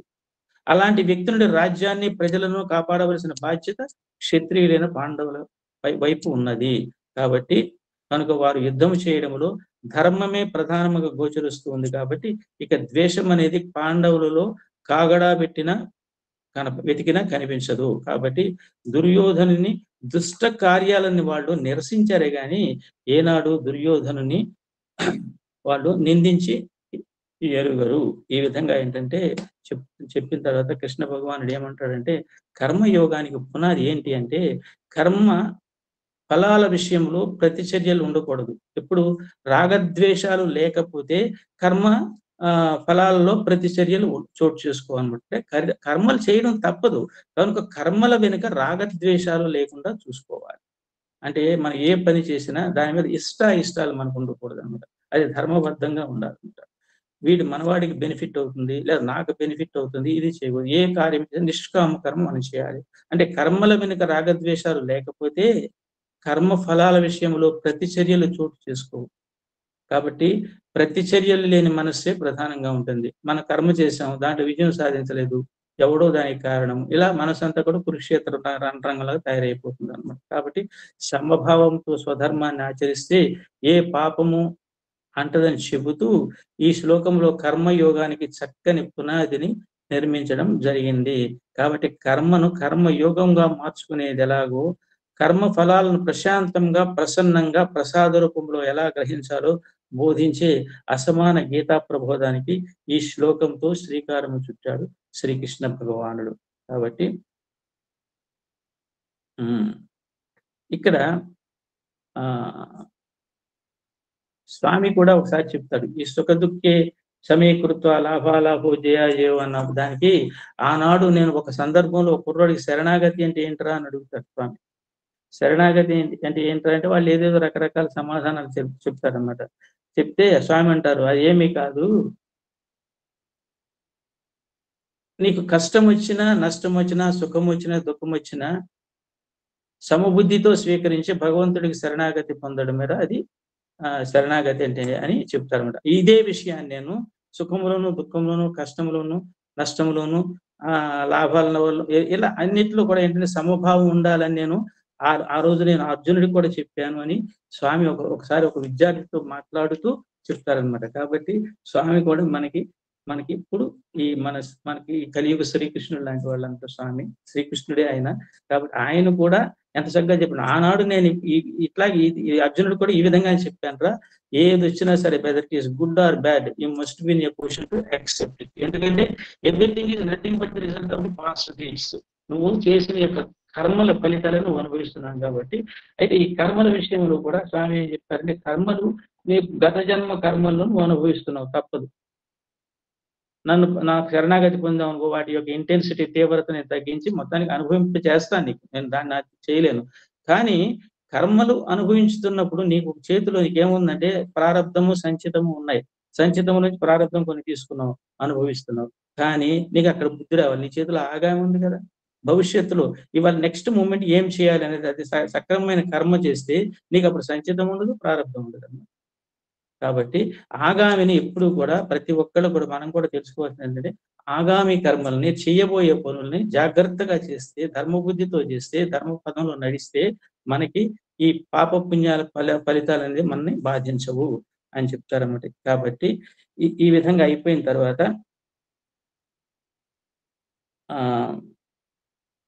కర్మయోగము, నిష్కామ కర్మం అన్నమాట. కర్మయోగము అనేది ఏంటి? కర్మయోగం ఎలా కర్మయోగం ఎలాగవుతుంది అని అంటే, ఓ అర్జున, ఈ సమత్వ బుద్ధిని ఇంతవరకును జ్ఞానయోగ దృష్టితో తెలిపాను నేను. ఇప్పుడు సమత్వ బుద్ధిని ఇంతవరకు ఏం చేస్తుంటే నేను జ్ఞానయోగ దృష్టితో తెలుపుతున్నాను. ఇప్పుడు దానిని కర్మయోగ దృక్పథంతో వివరిస్తాను, వినుము అని చెప్పి దాన్ని ఆకలింపు చేసుకొని ఆచరించినచో నువ్వు కర్మ బంధముల నుండి విముక్తుడు అవుతావు అని చెప్పారు. చెప్పి ఇప్పుడు 40వ శ్లోకములో చెప్తారు చక్కగా అసలు ఏంటి కర్మ ఎలా చేయాలి, కర్మ రహస్యం చెప్తున్నారు అనమాట. ఇంతవరకు ఏంటంటే ఒక రకమైన జ్ఞానయోగ దృష్టితో, తాత్విక దృష్టితో చెప్పారు. ఇప్పుడు నీకేంటంటే ఒక రకం కర్మయోగాన్ని ఏంటంటే లౌకికంగా చెప్తున్నారు అనమాట. మనకి లౌకికంగా అంటే ఎప్పుడు కూడా తాత్విక దృష్టి, లౌకిక దృష్టి రెండు రకాలుగా చెప్తే గానీ మనిషికి అర్థం కాదనమాట. కొన్ని ఉదాహరణలు అలా చెప్తారనమాట స్వామి. చెప్పిన తర్వాత 40వ శ్లోకం మీరు తీసుకుంటే, నేహావిక్రమనాశోస్తి ప్రత్యవాయోన విద్యతే స్వల్పమప్యస్య ధర్మస్య త్రాయతే మహతో భయాత్. ఎక్సలెంట్ స్టేట్మెంట్ అండి ఇది. ఏంటంటే నేహావిక్రమనాశోస్తి ప్రత్యవాయో న విద్యతే స్వల్పమప్యస్య ధర్మస్య త్రాయతే మహతో భయాత్. చాలా జాగ్రత్తగా మనం ఇక్కడ గమనిస్తే, అర్జున, కర్మలలో 2 దోషాలు ఉన్నాయి. ప్రారంభించిన పని పాడైపోవచ్చు. అంటే ఎంత రకంగా మెంటల్ గా ఆయన ఎంత రకంగా స్థిరంగా ఉండేదట్టు ఏర్పాటు చేస్తున్నాడు గీతాచార్యుడు చూడండి.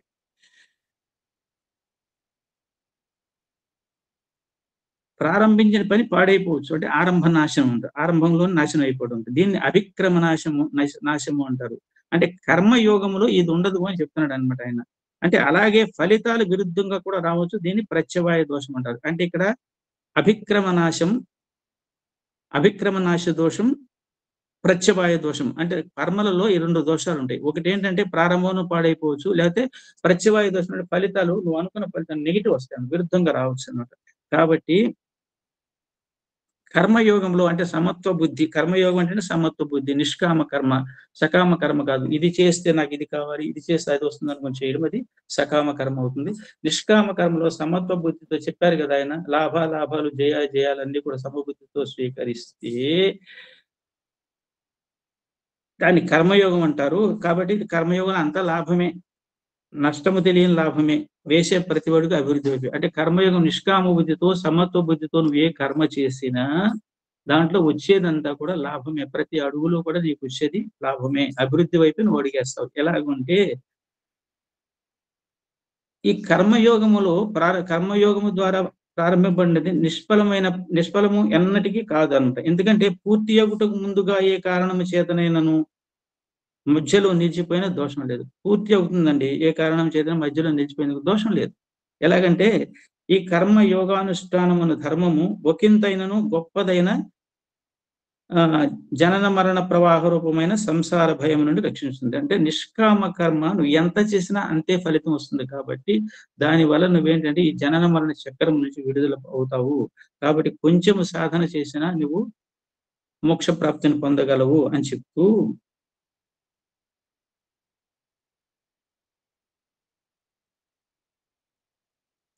ఈ సకామ కర్మకి నిష్కామ కర్మకి తేడాలు ఉండేది ఎలా ఉంది? సకామ కర్మలకు నిష్కామ కర్మలకు ఉండే భేదాన్ని మనం తెలుసుకున్నాం. ఇప్పుడు అభిక్రమ నాశం అనుకున్నాం. అభిక్రమ నాశనం అంటే ఆరంభ నాశం. అంటే కర్మ దోషయుతముగా ఉంటుంది. కర్మల్లో దోషాలలో కర్మ దోషయుతంగా ఉండొచ్చు ఒక్కొక్కసారి మన భావాలను బట్టి. కాబట్టి దీన్ని అవిక్రమ నాశ దోషం అనేది ఒకటి. అవిక్రమము అంటే ఏంటంటే ఒక కర్మను ప్రారంభించినప్పుడు దానికి ఫలం నిశ్చయముగా ఉంటుంది అనేది లేదు. మనం ఆరంభించిన కర్మ ఒకసారి ఫలితాన్ని ఇవ్వకుండానే మధ్యలో నశించే అవకాశం ఉంది. ఉదాహరణకి ఏంటంటే వ్యవసాయము, వాణిజ్యము. వ్యవసాయం చక్కగా రైతు పంట పెడతాడు, అది అవిక్రమం, అంటే ప్రారంభం చేశాడు. పొలంలో పంట పెట్టడం అనే ఈ కర్మకు ధాన్యం అనేది ఇంటికి చేరడం అనేది ఫలం అవుతుంది. అయితే అలా ఫలము చేతికి అందకుండా ప్రారంభించిన కార్యం మధ్యలో పాడైతే అది అవిక్రమ నాశం అంటారు. అంటే కర్మలలో ఇలాంటి దోషం ఉంటుంది, నువ్వు తెలుసుకో, మధ్యలో పాడైపోతుంది. కాబట్టి ఇక్కడ ముందు ఏంటంటే సమత్వ బుద్ధి, నిష్కామ కర్మ అంటే ఏ విధమైన ఏ ఫలాన్ని ఆశించకుండా చేయడం. అంటే ఇక్కడ కర్మ సంఘము ఫల సంఘము ఉండకూడదు. అంటే కర్తృత్వ భోక్తృత్వ భావన ఉండకుండా నువ్వు చేస్తే అది మధ్యలో పాడైపోయినా పర్వాలేదు నీకు. ఎలాగంటే ఈ పొలంలో పెట్టిన ఏంటంటే అతివృష్టి అనావృష్టి వల్ల పోవచ్చు, తెగుళ్ళ వల్ల పోవచ్చు కారణాలు. కానీ కర్మయోగంలో ఈ విధమైన దోషం ఉండదు. ఎలాగంటే వేసే ప్రతి అడుగు ముందుకే వెళుతుంది. ఆరంభించిన కర్మ మధ్యలో ఆగిన వినాశము మాత్రం ఉండదు, అభిక్రమ నాశం ఉండదు. కాబట్టి కర్మయోగము మోక్ష మార్గము. కర్మయోగం ఇక్కడ కర్మ కాదు, కర్మయోగము ఈశ్వర ఆరాధనతో కూడి ఉంది. ఎంత చేస్తే అంతే ఫలము, చేసుకున్నంత వారికి చేసుకున్నంత అంటారు. దాని అర్థం ఇది అని అనమాట. అయితే ఇక్కడ ఉదాహరణ ఇలాగ ఉండేది, కొన్ని ఉదాహరణలు ఇచ్చారు ఇక్కడ. మనం జపమాల చేస్తాము కదా, జపమాల చేస్తే 4 మాలలు చేసాం అనుకోండి, ఈ లోపల ఏదో అవరోధం వచ్చింది, వేరే పని వచ్చింది. కానీ 4 మాలల యొక్క ఫలితం ఎక్కడికి పోదట, రిజర్వ్ అయ్యి ఉంటుందంట. ఇది కర్మయోగం. అంటే దీని వెనకాల ఈ 4 మాలలు చేయడం వల్ల నాకు ఏదో జరిగిపోవాలని భావం ఉంటే అది వేరే సంగతి. కాబట్టి గంట సేపు పూజలు ఈశ్వరార్థం, గంట సేపు పూజలు, అర్ధగంట కార్యక్రమం పూర్తయింది.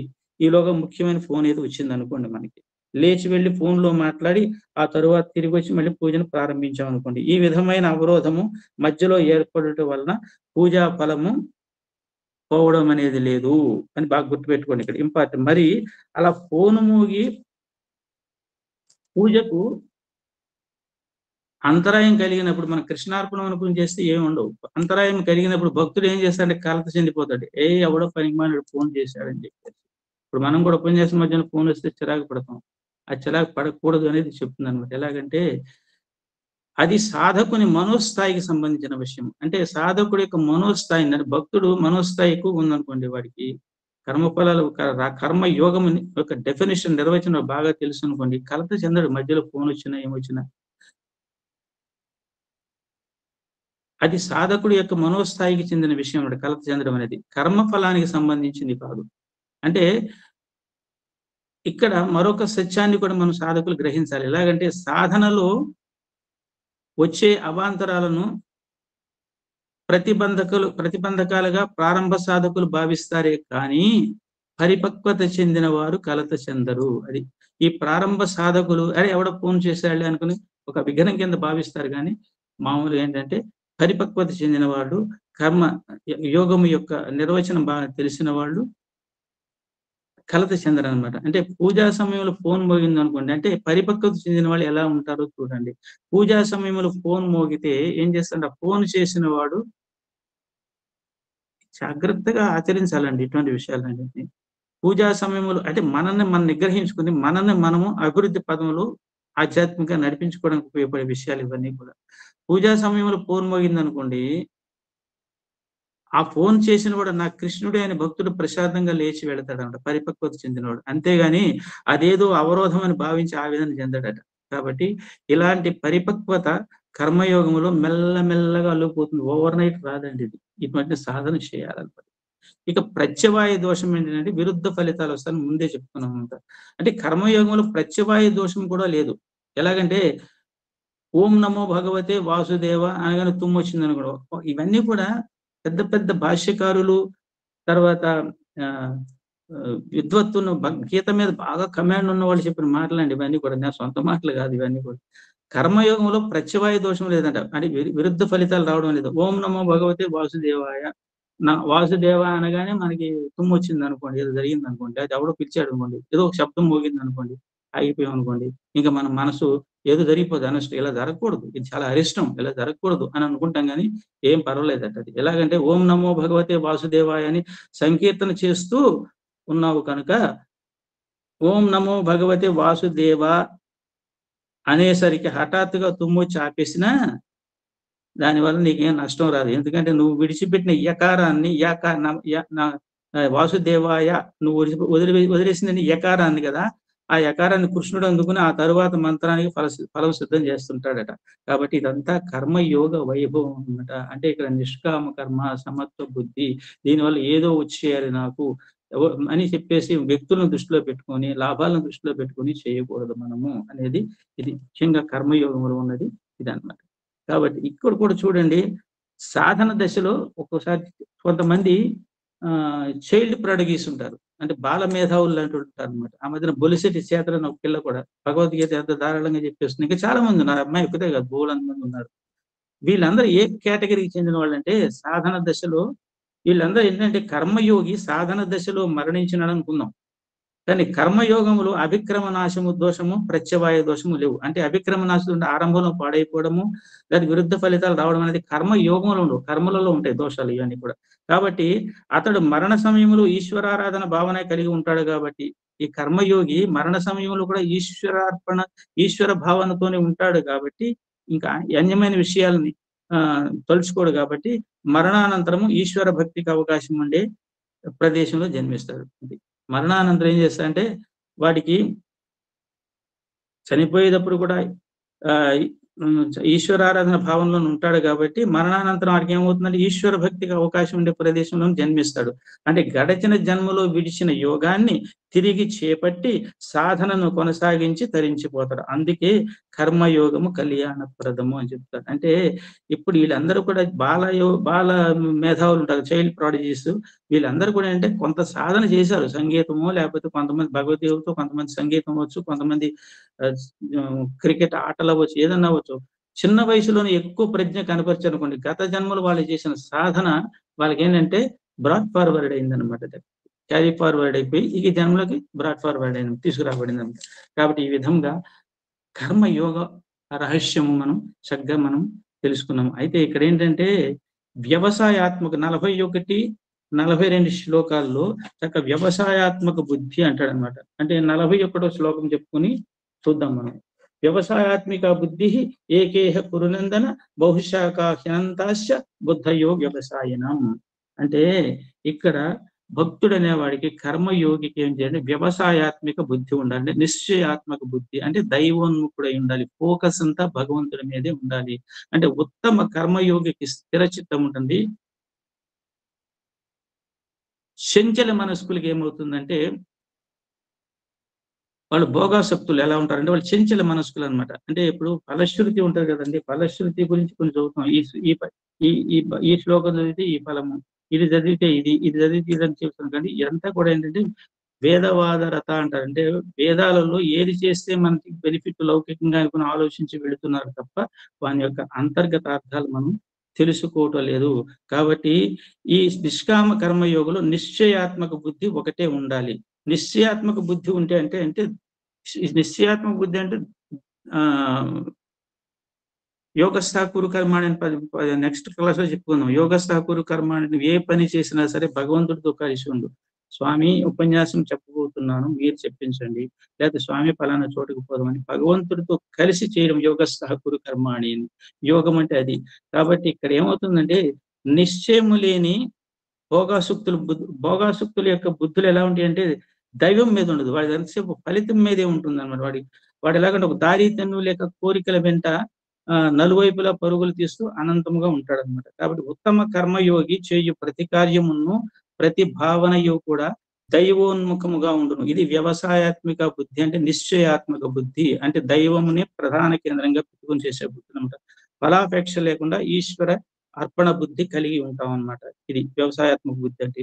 అంటే ఎలాగంటే భిన్నమైన సూర్యకిరణాలు మనం భూతార్థం తీసుకున్న పేపర్ మీద పెట్టి సూర్యకిరణాలని ఒకే ఇదిలో మనం ఫోకస్ చేసి స్మాల్ డాట్ లాగా తీసుకొస్తే పేపరు ఎలాగో అగ్నికి అంటుకుంటుందో అలాగే మనం ఏంటంటే దైవోన్ముఖంగా ఉండి మనం అన్ని కూడా ఈశ్వరార్పణ భావనతో కర్మలు చేస్తాం. అది వ్యవసాయాత్మక బుద్ధి అని అంటారు అన్నమాట. కాబట్టి ఇక్కడ మనము ఇంకొకటి ఏం తెలుసుకోవాలంటే వేదవాద రథ అని 43వ శ్లోకంలో ఉంటుంది. అంటే ఫలశ్రుతి యందు ప్రీతి గలవారు. ఈ ఫలశ్రుతి యొక్క ప్రీతి గలవారు అంటే ఇప్పుడు అదే యోగ కర్మ సుకౌశలం కూడా అదే.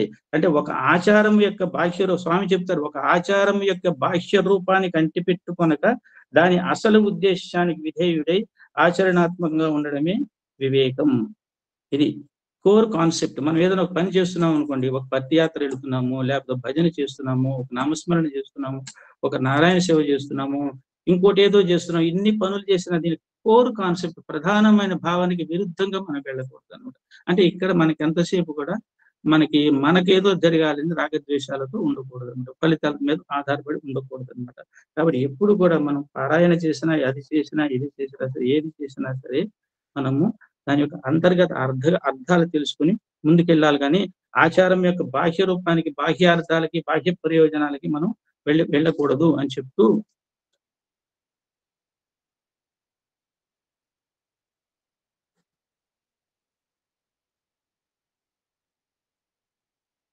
ఈ వేదములు కూడా ఏంటంటే 3 భాగాలు ఉంటాయి అన్నమాట. కర్మకాండ, ఉపాసనాకాండ, జ్ఞానకాండ. మనం ఎంతసేపు ఏంటంటే కర్మకాండని అంటి పెట్టుకుని మనము అవివేకంతో ప్రవర్తిస్తాం అనమాట. మనకేదో స్వర్గ ఫలాలు కావాలి, అవి కావాలి, ఇవి కావాలి అనుకుంటే కర్మకాండనే మనము వేదాల్లో చెప్పిన కర్మకాండలు పట్టుకుని మనం ఉంటాం. కానీ మనం ఉపాసనాకాండ, జ్ఞానకాండ దిశగా మనం వెళ్తాం లేదు. కాబట్టి ఈ కామ్య కర్మలు చేస్తే ఏమవుతుందంటే జన్మ కర్మ ఫలప్రదం. అంటే జన్మ కర్మ ఫలప్రదం అంటే కర్మ జన్మ కర్మ. అంటే కర్మ చేస్తాం, జన్మ పుట్టాము, కర్మ చేస్తాం, మళ్ళీ జన్మ, ఇట్లా జనన మరణ చక్ర భ్రమణంలోనే మనం తిరుగుతుంటాం. కానీ ఇప్పుడు ఏది కామ్య కర్మలు చేస్తానమాట జన్మరాహిత్యము ఎప్పటికీ మనకి కలగదు. కాబట్టి మనం కూడా భూలోకంలో ఎందుకు పుట్టాము అని అంటే పైన 6 లోకాలు, కింద 3 లోకాలు. నా మధ్యన ఎమ్మెల్యే గారు కూడా పెట్టారు, దీన్ని ఒక గ్రాఫిక్ రిప్రజెంటేషన్ పెట్టారు. పైన 6 లోకాలు ఉన్నాయి, కింద 3 లోకాలు. ఎందుకు పెట్టి మనం భూలోకంలో జన్మించడం, మనం ఊర్ధోగతి చెందాలా, అధోగతి చెందాలా? మనం భూలోక, భువర్లోక, సువర్లోక, జనులోక, తపోలోక ఏదో ఉన్నాయి కదా, అలా వెళ్ళి సత్యలోకం వరకు వెళ్ళిపోవాలి మనం, బ్రహ్మలోకం దగ్గరికి. అది మోక్ష ప్రాప్తి. కానీ కనీసం భూలోకం నుంచి స్వర్గలోకంకి వెళ్ళినా ఉపయోగం ఏముంది? నరకంకి వెళ్ళినా మళ్ళీ మానవ జన్మిస్తాం, స్వర్గలోకంకి వెళ్ళినా మనం ఇది వస్తాం. కాబట్టి 6 లోకాలు మనం అధోలోకాలకు వెళ్లకుండా ఊర్ధ్వలోకాలకి ప్రయాణం చేయాలి. భూలోకం నుంచి భూర్లోకము, భూర్లోకం నుంచి సువర్లోకము, సువర్లోకం నుంచి తపోలోకము, జనలోకము, మహర్లోకము, ఇలా వెళ్ళాలి తప్ప అతల వితల సుతల రసాతల పాతాలు ఇలా కిందకి అధోగతి చెందకూడదు. కాబట్టి మన భూలోకములో మనకేంటంటే ఉత్తమ గతులు సాధించడానికి, మోక్ష ప్రాప్తి పొందడానికి అనువైన జన్మ మానవ జన్మ. కాబట్టి మనం దాన్ని సక్రమంగా సద్వినియోగం చేసుకోవాలి. సాయిరాం కోటేశ్వరారు సాయిరాం సార్. ఆపేద్దామా? ఇంకొకటి చెప్పండి సార్. 12 దాకా చెప్పండి సార్. 12:10. అది చెప్పుకుందామా? మరి గణేష్ చెప్పుకుందామా? చెప్పండి సార్. అది చెప్పండి సరిపోతుంది. అది వినాయక చవితికి చాలా ఇంపార్టెంట్. నేను ఎక్కడ సేకరించాను. 10 minutes సరిపోతుంది. 10 minutes లో అయిపోతుంది, ఈజీగా అయిపోతుంది. సాయిరామ్ అంటే అయితే ఇంతవరకు ఏంటంటే మనము కర్మయోగ, నిష్కామ కర్మయోగం గురించి, నిష్కామ కర్మయోగం గురించి చెప్పుకున్నాం అనమాట. నిష్కామ కర్మయోగం అనేది మనిషికి అలవర్చుకోవాలి. ఇది ఒక రోజులో ఓవర్ నైట్ వచ్చేది కాదు. కాబట్టి మనం సకామ కర్మ నుంచి నిష్కామ కర్మకు వెళ్ళాలి. ఏది చేసినా ఈశ్వరార్పణ బుద్ధితో చేయాలి. దాని గురించి ఫలితాలు నశించకూడదు. నీకు వచ్చే ఫలితాలు నీకు ఆటోమేటిక్ గా వస్తాయి. కాబట్టి ఫలితాలు నువ్వు నిర్దేశించకూడదు అనే శ్లోకాన్ని నెక్స్ట్ బ్రహ్మాండంగా మనము కర్మణ్యేవాధికారస్తే చాలా ఎక్సలెంట్ స్టేట్మెంట్ అన్నమాట. 47వ శ్లోకం. అది మనం నెక్స్ట్ క్లాస్ లో మనం చెప్పుకుందాం అన్నమాట. తర్వాత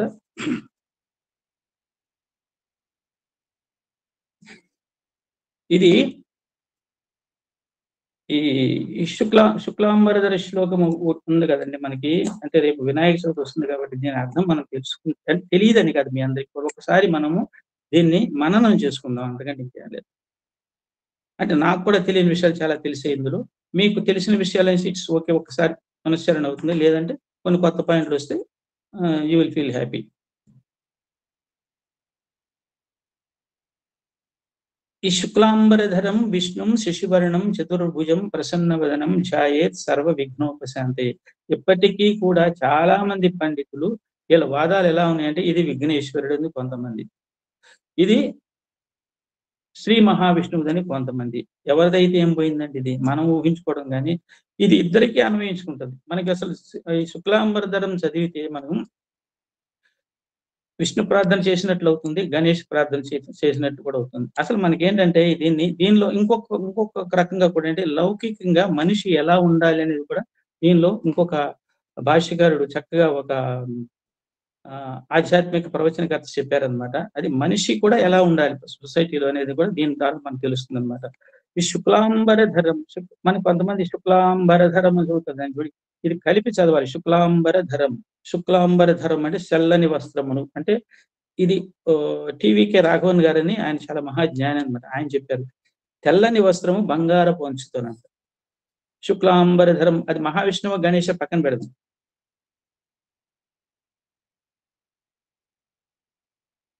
ఇంకొకటి ఏంటంటే శుక్లాంబరధరం అంటే తెల్లని శ్వేత వస్త్రధారి అంటే సత్వగుణ ప్రధానుడు అని మనం ఒకటి అర్థం చేసుకున్నాం.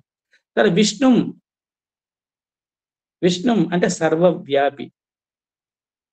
సర్వవ్యాపి గణేశుడు చూడండి, కుమారస్వామికి పందెం వస్తే ఎక్కడ చూసినా కనపడ్డాడు ఆయన. సర్వవ్యాపి భగవంతుడు సర్వవ్యాపి. విష్ణు అనుకుంటున్నాం కదా మనం. అయితే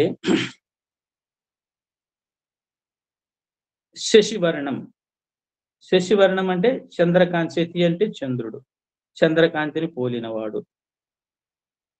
చతుర్భుజం అంటే 4 భుజాలు కలిగిన వాడు. ఇప్పుడు మనం శుక్లాంబరధరం చెప్పుకున్నాం. శుక్లాంబరధరం అంటే శ్వేత వస్త్రధారి అని చెప్పుకున్నాం. విష్ణు అంటే సర్వవ్యాపి అని చెప్పుకున్నాం. శశివర్ణం అంటే ఏంటంటే చంద్రకాంతి, చంద్రుడు అంటే పౌర్ణమి నాటి చంద్రుడు ఎలా ఉంటాడో అటువంటి కాంతి కలిగిన వాడు అని చెప్పాడు. అది కృష్ణుడికి కాంతి ఏమైనా వినాయకుడు తక్కువ లేకపోతే శ్రీ మహావిష్ణువు తక్కువ కాదు కదా. అయితే ఈ శశివర్ణం అంటే ఏంటంటే కాలం. చేతులు కుందేలు బొమ్మ ఉంటుంది మీకు. పౌర్ణమి నాడు చంద్రుని చూస్తే అందులో కుందేలు బొమ్మ కనపడుతుంది మనకి. ఆ కుందేలు బొమ్మ మనం చూస్తే కుందేలు ఏంటంటే కాలానికి సంబంధించింది. ఆ కాలం ఏంటంటే ఎప్పుడు కూడా అది భగవంతుడి యొక్క హస్తగతమైంది కాలం. ఆ కాలం ఎప్పుడు స్థిరంగా ఉండదు, కుందేలా గెంతుతుంటుంది. ఒక శుక్లపక్షం కృష్ణపక్షం 15 రోజులు అటు 15 రోజులు ఇటు. కాబట్టి అది కూడా శశివర్ణం అనేది శ్రీ మహావిష్ణువుకి అన్వయించుకోవచ్చు అని చెప్తూ శశివర్ణం అంటే చంద్రకాంతిని పోలిన వాడిని విఘ్నేశ్వరునికి అన్వయించుకోవచ్చు. ఈ శశివర్ణం ఏంటంటే భగవంతుడు శ్రీ మహావిష్ణువు నీలం రంగులో ఉంటాడు కదా అని అంటే, బ్లూ కలర్ లో ఉంటాడు కదా అంటే అది కాదు. అసలు కృతయుగంలో శ్రీ మహావిష్ణువు శ్రీమన్నారాయణుడు చాలా తెల్లగానే ఉన్నాడు, శ్వేతవర్ణంతో ఉండేవాడు ఆయన. కృతయుగం చివరిలో ఈ హాలాహలం జన్మించినప్పుడు మా ఇది జరుగుతుంది కదా, సాగర మథనం జరుగుతుంది కదా, జరిగినప్పుడు హాలాహలం జనిపించినప్పుడు ఈయన కొంచెం నలుపు వర్ణం వచ్చాడట, ఈయన నీలవర్ణం వచ్చింది, ఆయనకేమో నీలకంఠుడు అయ్యాడు శ్రీకృష్ణుడు. కాబట్టి శశివర్ణం అనేది ఇద్దరికీ మనం అన్వయించుకోవచ్చు. ఇక్కడ చతుర్భుజం అంటే ఏంటంటే 4 భుజాలు ఉన్నాయి ఆయనకి. ఎందుకు ఉండాలంటే దేవతలందరికీ 4 భుజాలు కొంతమందికి ఉంటాయి. అంటే శంఖము, చక్రము, గద, పద్మము 4 చేతులతో పట్టుకున్నట్టనే మీరు ఊహించుకోవచ్చు. లేదు అంటే 4 వేదాలు అనుకోవచ్చు. లేదంటే 4 పురుషార్థాలు అనుకోవచ్చు. లేదంటే 4 దిక్కులు అనుకోవచ్చు. కాబట్టి చతుర్భుజుడు. తర్వాత ప్రసన్నవదనం. ప్రసన్నవదనం అంటే ఎప్పుడు చూసినా అదే అంటారు స్వామి. క్యాస్టర్ ఆయిల్ ఫేస్ పెట్టకంటారా, చక్కగా మీరు ఆల్వేస్ మీ మొహాల్లో చిరునవ్వు పూయించండి అని చెప్పారు కదా. స్మైల్ మీద స్వామి ఎప్పుడు స్మైల్ మీద, చిరునవ్వు మీద స్వామి ఎప్పుడు ఫోకస్ ఇస్తూ ఉండేవాళ్ళంట. అది మనిషికి జంతువు కూడా తేడా అది ఒకటేనంట, చిరునవ్వు. అయితే ఇక్కడ ప్రసన్న వదనం అంటే మనకి ఆధ్యాత్మికంగా ఉండే వాళ్ళందరికీ కూడా ప్రసన్న వదనం ఎప్పుడు ఉండాలంటే, ఇందాక కర్మయోగం చెప్పాం కదా, కర్మయోగం యొక్క నిర్వచనం తెలిసినవాడు ఎప్పుడు ప్రసన్న వదనంతోనే ఉంటాడు. అంటే అది ఇక్కడ అన్వయించుకోవచ్చు మనం. ఈ ప్రసన్న వదనం అంటే ఏంటంటే 2 అర్థాలు ఉన్నాయి ఇక్కడ. ఈ ప్రసన్న అంటే ఏంటంటే సింహము అని ఒక అర్థం, కేసరి గజం అని ఒక అర్థం అన్నమాట. అంటే ఇద్దరికి అర్థమవుతుంది కదా. ప్రసన్న అంటే కేసరి అనే అర్థం ఉంది, సింహం అనే అర్థం ఉంది, తర్వాత గజము అనే అర్థం ఉంది, ఏనుగు అనే అర్థం ఉంది. చూడ గజం అంటే తెల్ల ఏనుగు అనమాట. అయితే ఇక్కడ కేసరి అంటే ఏంటండి, శ్రీ మహావిష్ణువు కంటే నరసింహ అవతారం కాబట్టి నరసింహుడు శ్రీ మహావిష్ణువు. అలాగే ప్రసన్నవదనం అనుకోవచ్చు. అయితే ప్రసన్నవదనుడు నరసింహావతారంలో అంత ప్రౌర్యంగా కనపడతాడంటే మనకు కనపడతాడు, భక్తుడైన ప్రహ్లాదుడు కనపడలా. ఆయనకి ఆయన అప్పుడు కూడా భక్తితోనే పారవశ్యం చెందాడు. అంత మహోత్తరమైన రూపాన్ని చూస్తాడు ఆయన. జడవలేదు సార్. ఒక మాట అన్నాడు సార్, నేను భయపడతాను అనుకున్నావా? What wonderful word. అవునవును.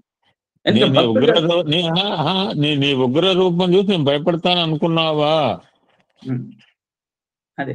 అయితే ఎందుకన్నా అంటే ప్రహ్లాదుడి లక్షణం మన లక్షణం ఏంటంటే, మనం దేంట్లో మనం ఉగ్ర రూపం చూస్తాం కానీ అతనికి ప్రతి దానిలో భగవంతుడే కనపడ్డాడు. సర్పంలో కూడా, ఆయన నరసింహుడు కూడా భగవంతుడే కనపడ్డాడు. అన్ని కూడా అంటే విష్ణు సర్వవ్యాపి కాబట్టి శ్రీ మహావిష్ణువు అన్నింటిలో కూడా మహావిష్ణువు అనేది చూశారు తప్ప అన్యం చూడలేదు ఆయన.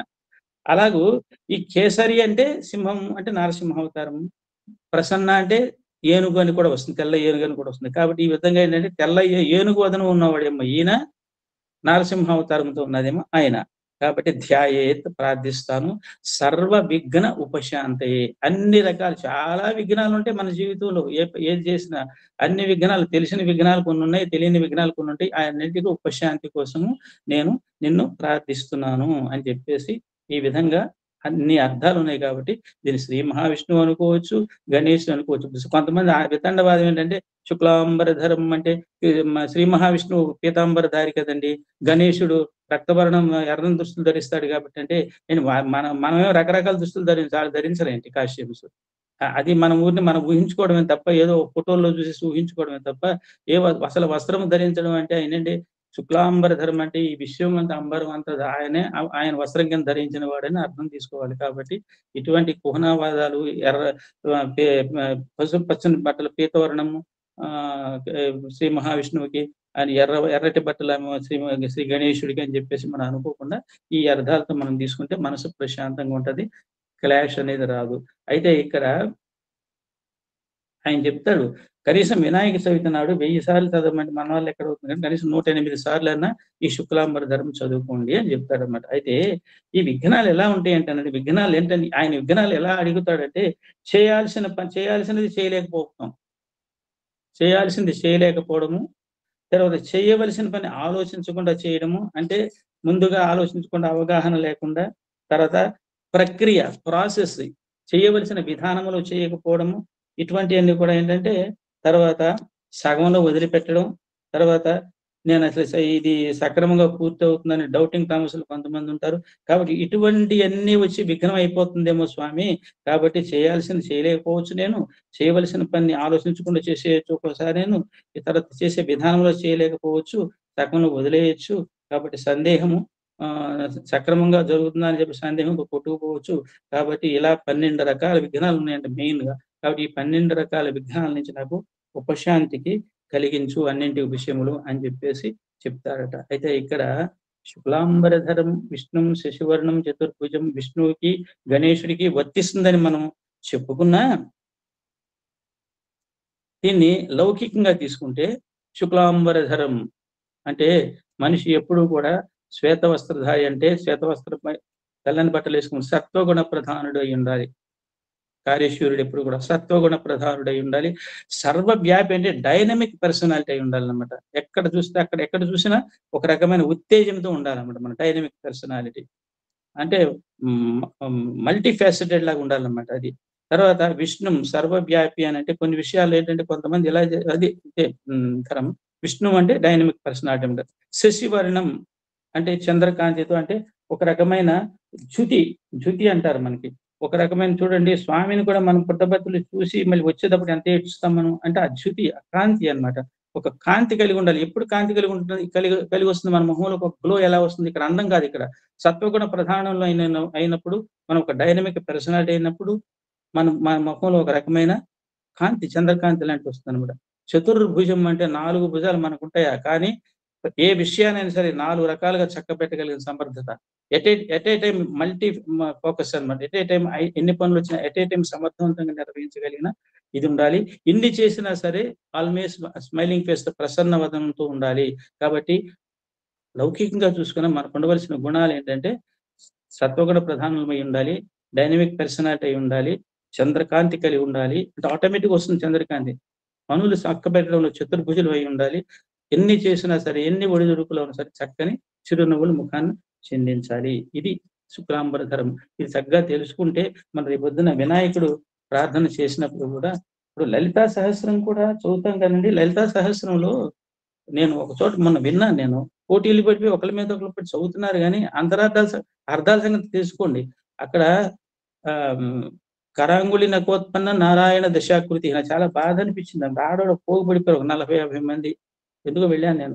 వెళ్తే కరాంగుళి నకోత్పన్న నారాయణ దశాకృతి అని అన్నది అని చదువుతున్న ఫోకస్ లో కరాంగుళి నకోత్పన్న నారాయణ దశాకృతి ఎంత తేడా ఉందో చూడండి. వాళ్ళు కరాంగుళి నకోత్పన్న నారాయణ దశాకృతి ఎంత భయంకరమైన మాట చూడండి. అమ్మవారిని కరాంగుళి నకోత్పన్న నారాయణ దశాకృతి, అమ్మవారి చేతి వేళ్ల నుంచి నారాయణుడి యొక్క దశాకృతులు పుట్టాయట. ఇంకా చాలా ఉన్నాయి, నెక్స్ట్ క్లాస్ లో చెప్తాను నేను. నారాయణ కరాంగుళి నకోత్పన్న అంటే అమ్మవారి చేతుల యొక్క చివరల నుంచి నారాయణుడు 10 అవతారాలు వచ్చాయి. కానీ మనం దాన్ని ఈ అడావుల్లో ఎన్నో పారాయణలు చేసేయాలని చెప్పేసి కరాంగుళి నకోత్పన్న నారాయణ దశాకృతి అంటే కరాంగుళి అంటే కరం అంటే ఏంటంటే అక్కడ అర్థం మీకు చెప్పక్కర్లేదు. కరము అంటే కరము చెయ్య, కరము అంటే ఇంకా వేరే అర్థం వస్తుంది అనమాట. కానీ మరి కరాంగుళి నకోత్పన్న నారాయణ చదివేటప్పుడు మనం చాలా జాగ్రత్తగా చదవకపోతే వచ్చే లాభం కన్నా అనర్థాలు వస్తాయి అనమాట. మనం అలాగే కొన్ని ఏకనామ శ్లోకాలు ఉంటాయి లలితా సహస్రం అంటే పారాయణలు చేయడం వల్ల అంటే వేదవాద రథ అని గీతలో వాడాడు కాబట్టి చెప్తున్నా. వేదవాద రథ అంటే వేదములో ఫలశ్రుతి ఉంటాయి, కొన్ని ఇది చేస్తే అది చేసింది ఆ కామ్యకర్మలే చేస్తారు తప్ప దాని యొక్క అంతర్గతార్థాలు తెలుసుకోరనమాట. నిజారుణ ప్రభాపూర మజ్జత్ బ్రహ్మాండ మండల, నిజారుణ ప్రభాపూర ఇంకొక ఆమె మజ్జత్ బ్రహ్మాండ మండల అంటుంది. ఈ నిజారుణ ప్రభాపూర మజ్జత్ బ్రహ్మాండ మండలం అనేది ఏకనామం అండి అది. కాబట్టి ఇలాగ మనం కొన్ని విషయాలు చదువుతున్నప్పుడే మనమే ద్రోహం చేసుకుంటూ ఉంటాం అనమాట. కాబట్టి ఈ విషయాలు నేను కొన్ని సందర్భం వచ్చినప్పుడు నెక్స్ట్ క్లాస్ లో చెప్పాల్సింది ఇప్పుడు సందర్భం వచ్చిందిగా చెప్పాను అనమాట. ఎందుకంటే చెప్పాను ఇది నేను అగజానన పద్మార్కం గజానన మహర్నిశం అనేకదం తం భక్తానం ఏకదంతం ఉపాసన. ఇది కూడా మనం తెలుసుకోవాలి. అగజానన పద్మార్కం అగజ ఆనన పద్మ అర్కం గజాననం అహర్నిశం అనేకదం తం భక్తానం ఏకదంతం ఉపాసన. ఈ అగజానన ఏంటంటే గజానన ఏంటి ఒకసారి చెప్పాను, మళ్ళీ ఒకసారి మనం చెప్పుకుందాం. అగజానన అంటే ఇక్కడ గజానన వచ్చింది, అక్కడ గజానన వచ్చింది, 2 సార్లు ఎందుకు వచ్చింది? అగజానన అంటే గజానన ముఖం కానివాడా? ఇక్కడ అగజ అంటే ఏంటంటే అగజ అంటే పర్వతరాజు కుమార్తె అగ పర్వతము, అజ పర్వతరాజుకు పుట్టింది కాబట్టి అగజ. ఆనన అంటే ఆవిడ ముఖము, పద్మము వలె అంటే సూర్యుడు వస్తే పద్మం ఎలా వికసిస్తుందో కొడుకైన వినాయకుడిని చూడగానే ఈ పర్వతరాజు కుమార్తె యొక్క ముఖం కూడా అంతే వెలిగిపోతుంది అనమాట. అంటే సూర్యుడు పద్మాన్ని వికసింపచేసినంత ఈ సమర్థవంతంగా వినాయకుడు వాళ్ళ అమ్మగారి ముఖాన్ని వెలిగింపజేస్తాడంటే మనకి సత్పుత్రుల వల్ల కలిగే ఆనందం అన్నమాట అది. కాకపోతే గజానన మహర్నిశం అంటే ఎప్పుడు కూడా ఇది అనేక దం తం, అనేక దం అంటే అనేకములైన, తం అంటే వరములు ఇచ్చేవాడు, భక్తానం ఏకదంతం ఉపాస్మహే. ఈ అగజానన అనే దానికి అర్థం తెలుసుకుంటే మిగిలినది కూడా మనకి ఒక రకమైన ఆనందం వస్తుంది అనమాట. అగజానన పద్మార్కం, అగజ అగజ అగ అగజ ఆనన పద్మార్కం, గజాననం అహర్నిశం. అహర్నిశం అంటే ఎల్లవేళలా అనేకమైన వరాలు మనం భక్తులకు ఇస్తాడు కాబట్టి అటువంటి ఏకదంతుడైన శ్రీ గణేశుడిని నేను ప్రార్థిస్తాను, ఉపాసిస్తాను అని దీని అర్థం. కాబట్టి ఇన్ని అర్థాలు ఉన్నాయి కాబట్టి శుక్లాంబరధరాన్ని మనం కొంచెం చక్కగా చదివి, మీకు తెలియదని నేను చెప్పలేదని నన్ను క్షమించండి, మీకు తెలియదని చెప్పలేదు, నాకు చెప్పాలన్న కోరికని మీకు చెప్పాను కాబట్టి నన్ను సౌహృదయతో అర్థం చేసుకోండి. జై సాయిరాం. ఈ రోజుకి సోదరులు, ఆత్మీయ సోదరులు శ్రీ ఎమ్మెల్యే గారి ఆదేశం ప్రకారం, ఆదేశం ఇది చాలా స్లోగానే వెళ్తాను కాకపోతే ఇప్పుడు నెక్స్ట్ సాంఖ్యయోగం అయిపోతుంది ఆ 7వ ఎపిసోడ్ లో. ఆ తర్వాత వెళ్తాం, ఎంతవరకు వెళ్తే అంతవరకు వెళ్తాను, నేను కొంచెం జాగ్రత్తగానే వెళ్తాను ఆయన చెప్పినట్లుగా. అది ఈ రోజుకి నేను ఎంతో శ్రద్ధతో మీరందరూ మీ చక్కని అమూల్యమైన సమయాన్ని నా కోసం వెచ్చించి శ్రద్ధగా విన్నందుకు మీ అందరికీ ప్రత్యేక ధన్యవాదాలు తెలియజేసుకుంటూ, చక్కగా నన్ను పరిచయం చేసిన మిత్రులు కోటేశ్వరరావు గారికి, తర్వాత చక్కని సాంకేతిక సహకారం అందించిన మృదుభాషిని పద్మ గారికి, పాదసారథి గారికి ప్రత్యేక ధన్యవాదాలు తెలియజేసుకుంటూ, అలాగే సోదరులు శ్రీ ఎమ్మెల్యే గారు నాకు ఈ వేదికనిచ్చి భగవద్గీతను చదవడం వల్ల నేను బెనిఫిట్ అవుతున్నాను. మీ వరకే మాకు అర్థం కాదు కదా, నేను బెనిఫిట్ అవుతున్నాను. ఎన్నో విషయాలు నాకు తెలుస్తుంది. ఇవాళ కర్మయోగం తెలుసుకున్నాను కాబట్టి రేపు నాకు కర్మ చేసే విధానంలోనే మార్పు వచ్చేస్తుంది నాకు. కాబట్టి ఈ చక్కని వేదికనిచ్చి నన్ను ప్రోత్సహించి వెన్నుతట్టి నాకు అవకాశాన్ని ఇచ్చిన సోదరులు, ఆత్మీయ సోదరులు శ్రీ ఎమ్మెల్యే గారికి నేను ప్రత్యేకంగా ధన్యవాదాలు తెలియజేసుకుంటూ జై సాయిరామ్ అండి. మీరు అన్నట్టుగా సార్ నేను సత్సంగం పెట్టుకుంటే for my self, not for others. 100% sir. ఇప్పుడు మీరు ఏ భావంతో అన్నారో నేను అదే భావం. సత్సంగం for my self sir, to know something, to sanctify something, to change something. నా వరకు నా ఎందుకు నా అవసరం నేను పెట్టుకునేది సార్ ఈ సత్సంగము. వీళ్ళంతా అనుకుంటున్నారు వాళ్ళు ఎవరో, నాకు వాళ్ళతో ఎవరితో సంబంధం లేదు sir. This is for my sake, for my purpose. Thank you, wonderful message. Sairam Sudhakar Rao గారు ఒక భజన పాడండి సార్.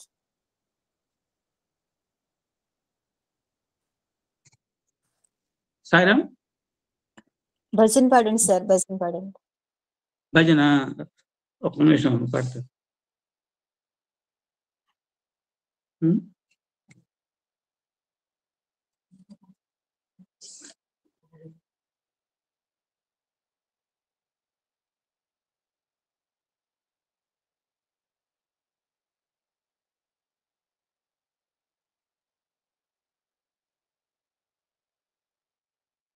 ఈలోగా నేను పాడతాను సార్, తర్వాత మీరు పాడండి. ఓకేనా సార్? పాడండి సార్, పాడండి. పాడండి సార్, పాడండి. నా తర్వాత మీరు పాడాలి. అప్పటిదాకా రికార్డింగ్ నాకు మీరు ఉపకారం చేశారు, కొంచెం రెస్ట్ వస్తుంది నాకు. నేను పాడండి. No problem. గిరిధర గోపాల, హే గిరిధర గోపాల, హే గిరిధర గోపాల, మీరా కే ప్రభు గిరిధర నాగర, మీరా కే ప్రభు గిరిధర నాగర, सूरदास के श्याम मनोहर, सूरदास के श्याम मनोहर, भक्तों के सच्चा साई मनोहर, भक्तों के सच्चा साई मनोहर, गिरिधर गोपाल, हे गिरिधर गोपाल, ఏ గిరిధర గోపాల. మా మందిరంలో ఈ ఫోటో పెట్టుకునే వాళ్ళం ఉంటాయి. ఈ ఫోటో శివంలో ఉంటుంది. స్వామి అలా రాక్కల్లోంచి వచ్చిన నిలువెత్తి ఫోటో ఉంటుంది అనమాట. చాలా ఫుల్ సైజ్ ఫోటో అనమాట. అవును సార్, శివం అవును. చూసిన వాళ్ళకి తెలుస్తుంది. శివంలో మెయిన్ భజన హాల్లో ఉన్న ఫోటో అనమాట. అటువంటి ఫోటో మేము రామకృష్ణాపూర్లో స్వామి మందిరంలో పెట్టుకోవడం జరిగింది సార్. సాయిరామ్ సార్, సాయిరామ్. అయిపోయింది సార్. అంతే ఒకసారి. ఒకసారి సాయి బాబా ప్రణామ్, సాయి బాబా ప్రణామ్, షిరిడి బాబా ప్రణామ్, షిరిడి బాబా ప్రణామ్, ఓ మేరే ఆత్మారాम, ओ मेरे आत्माराम, ले लो मेरे प्रणाम, साई ले लो मेरे प्रणाम, ईश्वर अल्लाह राम, सबके प्रभु साई राम, ईश्वर अल्लाह राम, सबके प्रभु साई राम, पूर्ण करो मेरे काम, पूर्ण करो मेरे काम, हे परम शांति प्रिय राम, हे परम शांति प्रिय राम। साई बाबा प्रणाम, शिरडी बाबा प्रणाम, वो मेरे आत्माराम, ले लो मेरे प्रणाम, साई ले लो मेरे प्रणाम, ईश्वर अल्लाह राम, सबके प्रभु साई राम, पूर्ण करो मेरे काम, हे परम शांति प्रिय राम, हे परम शांति प्रिय राम। साई बाबा प्रणाम, शिरडी बाबा प्रणाम, वो मेरे आत्माराम, ले लो मेरे प्रणाम, साई ले लो मेरे प्रणाम। साई रमन।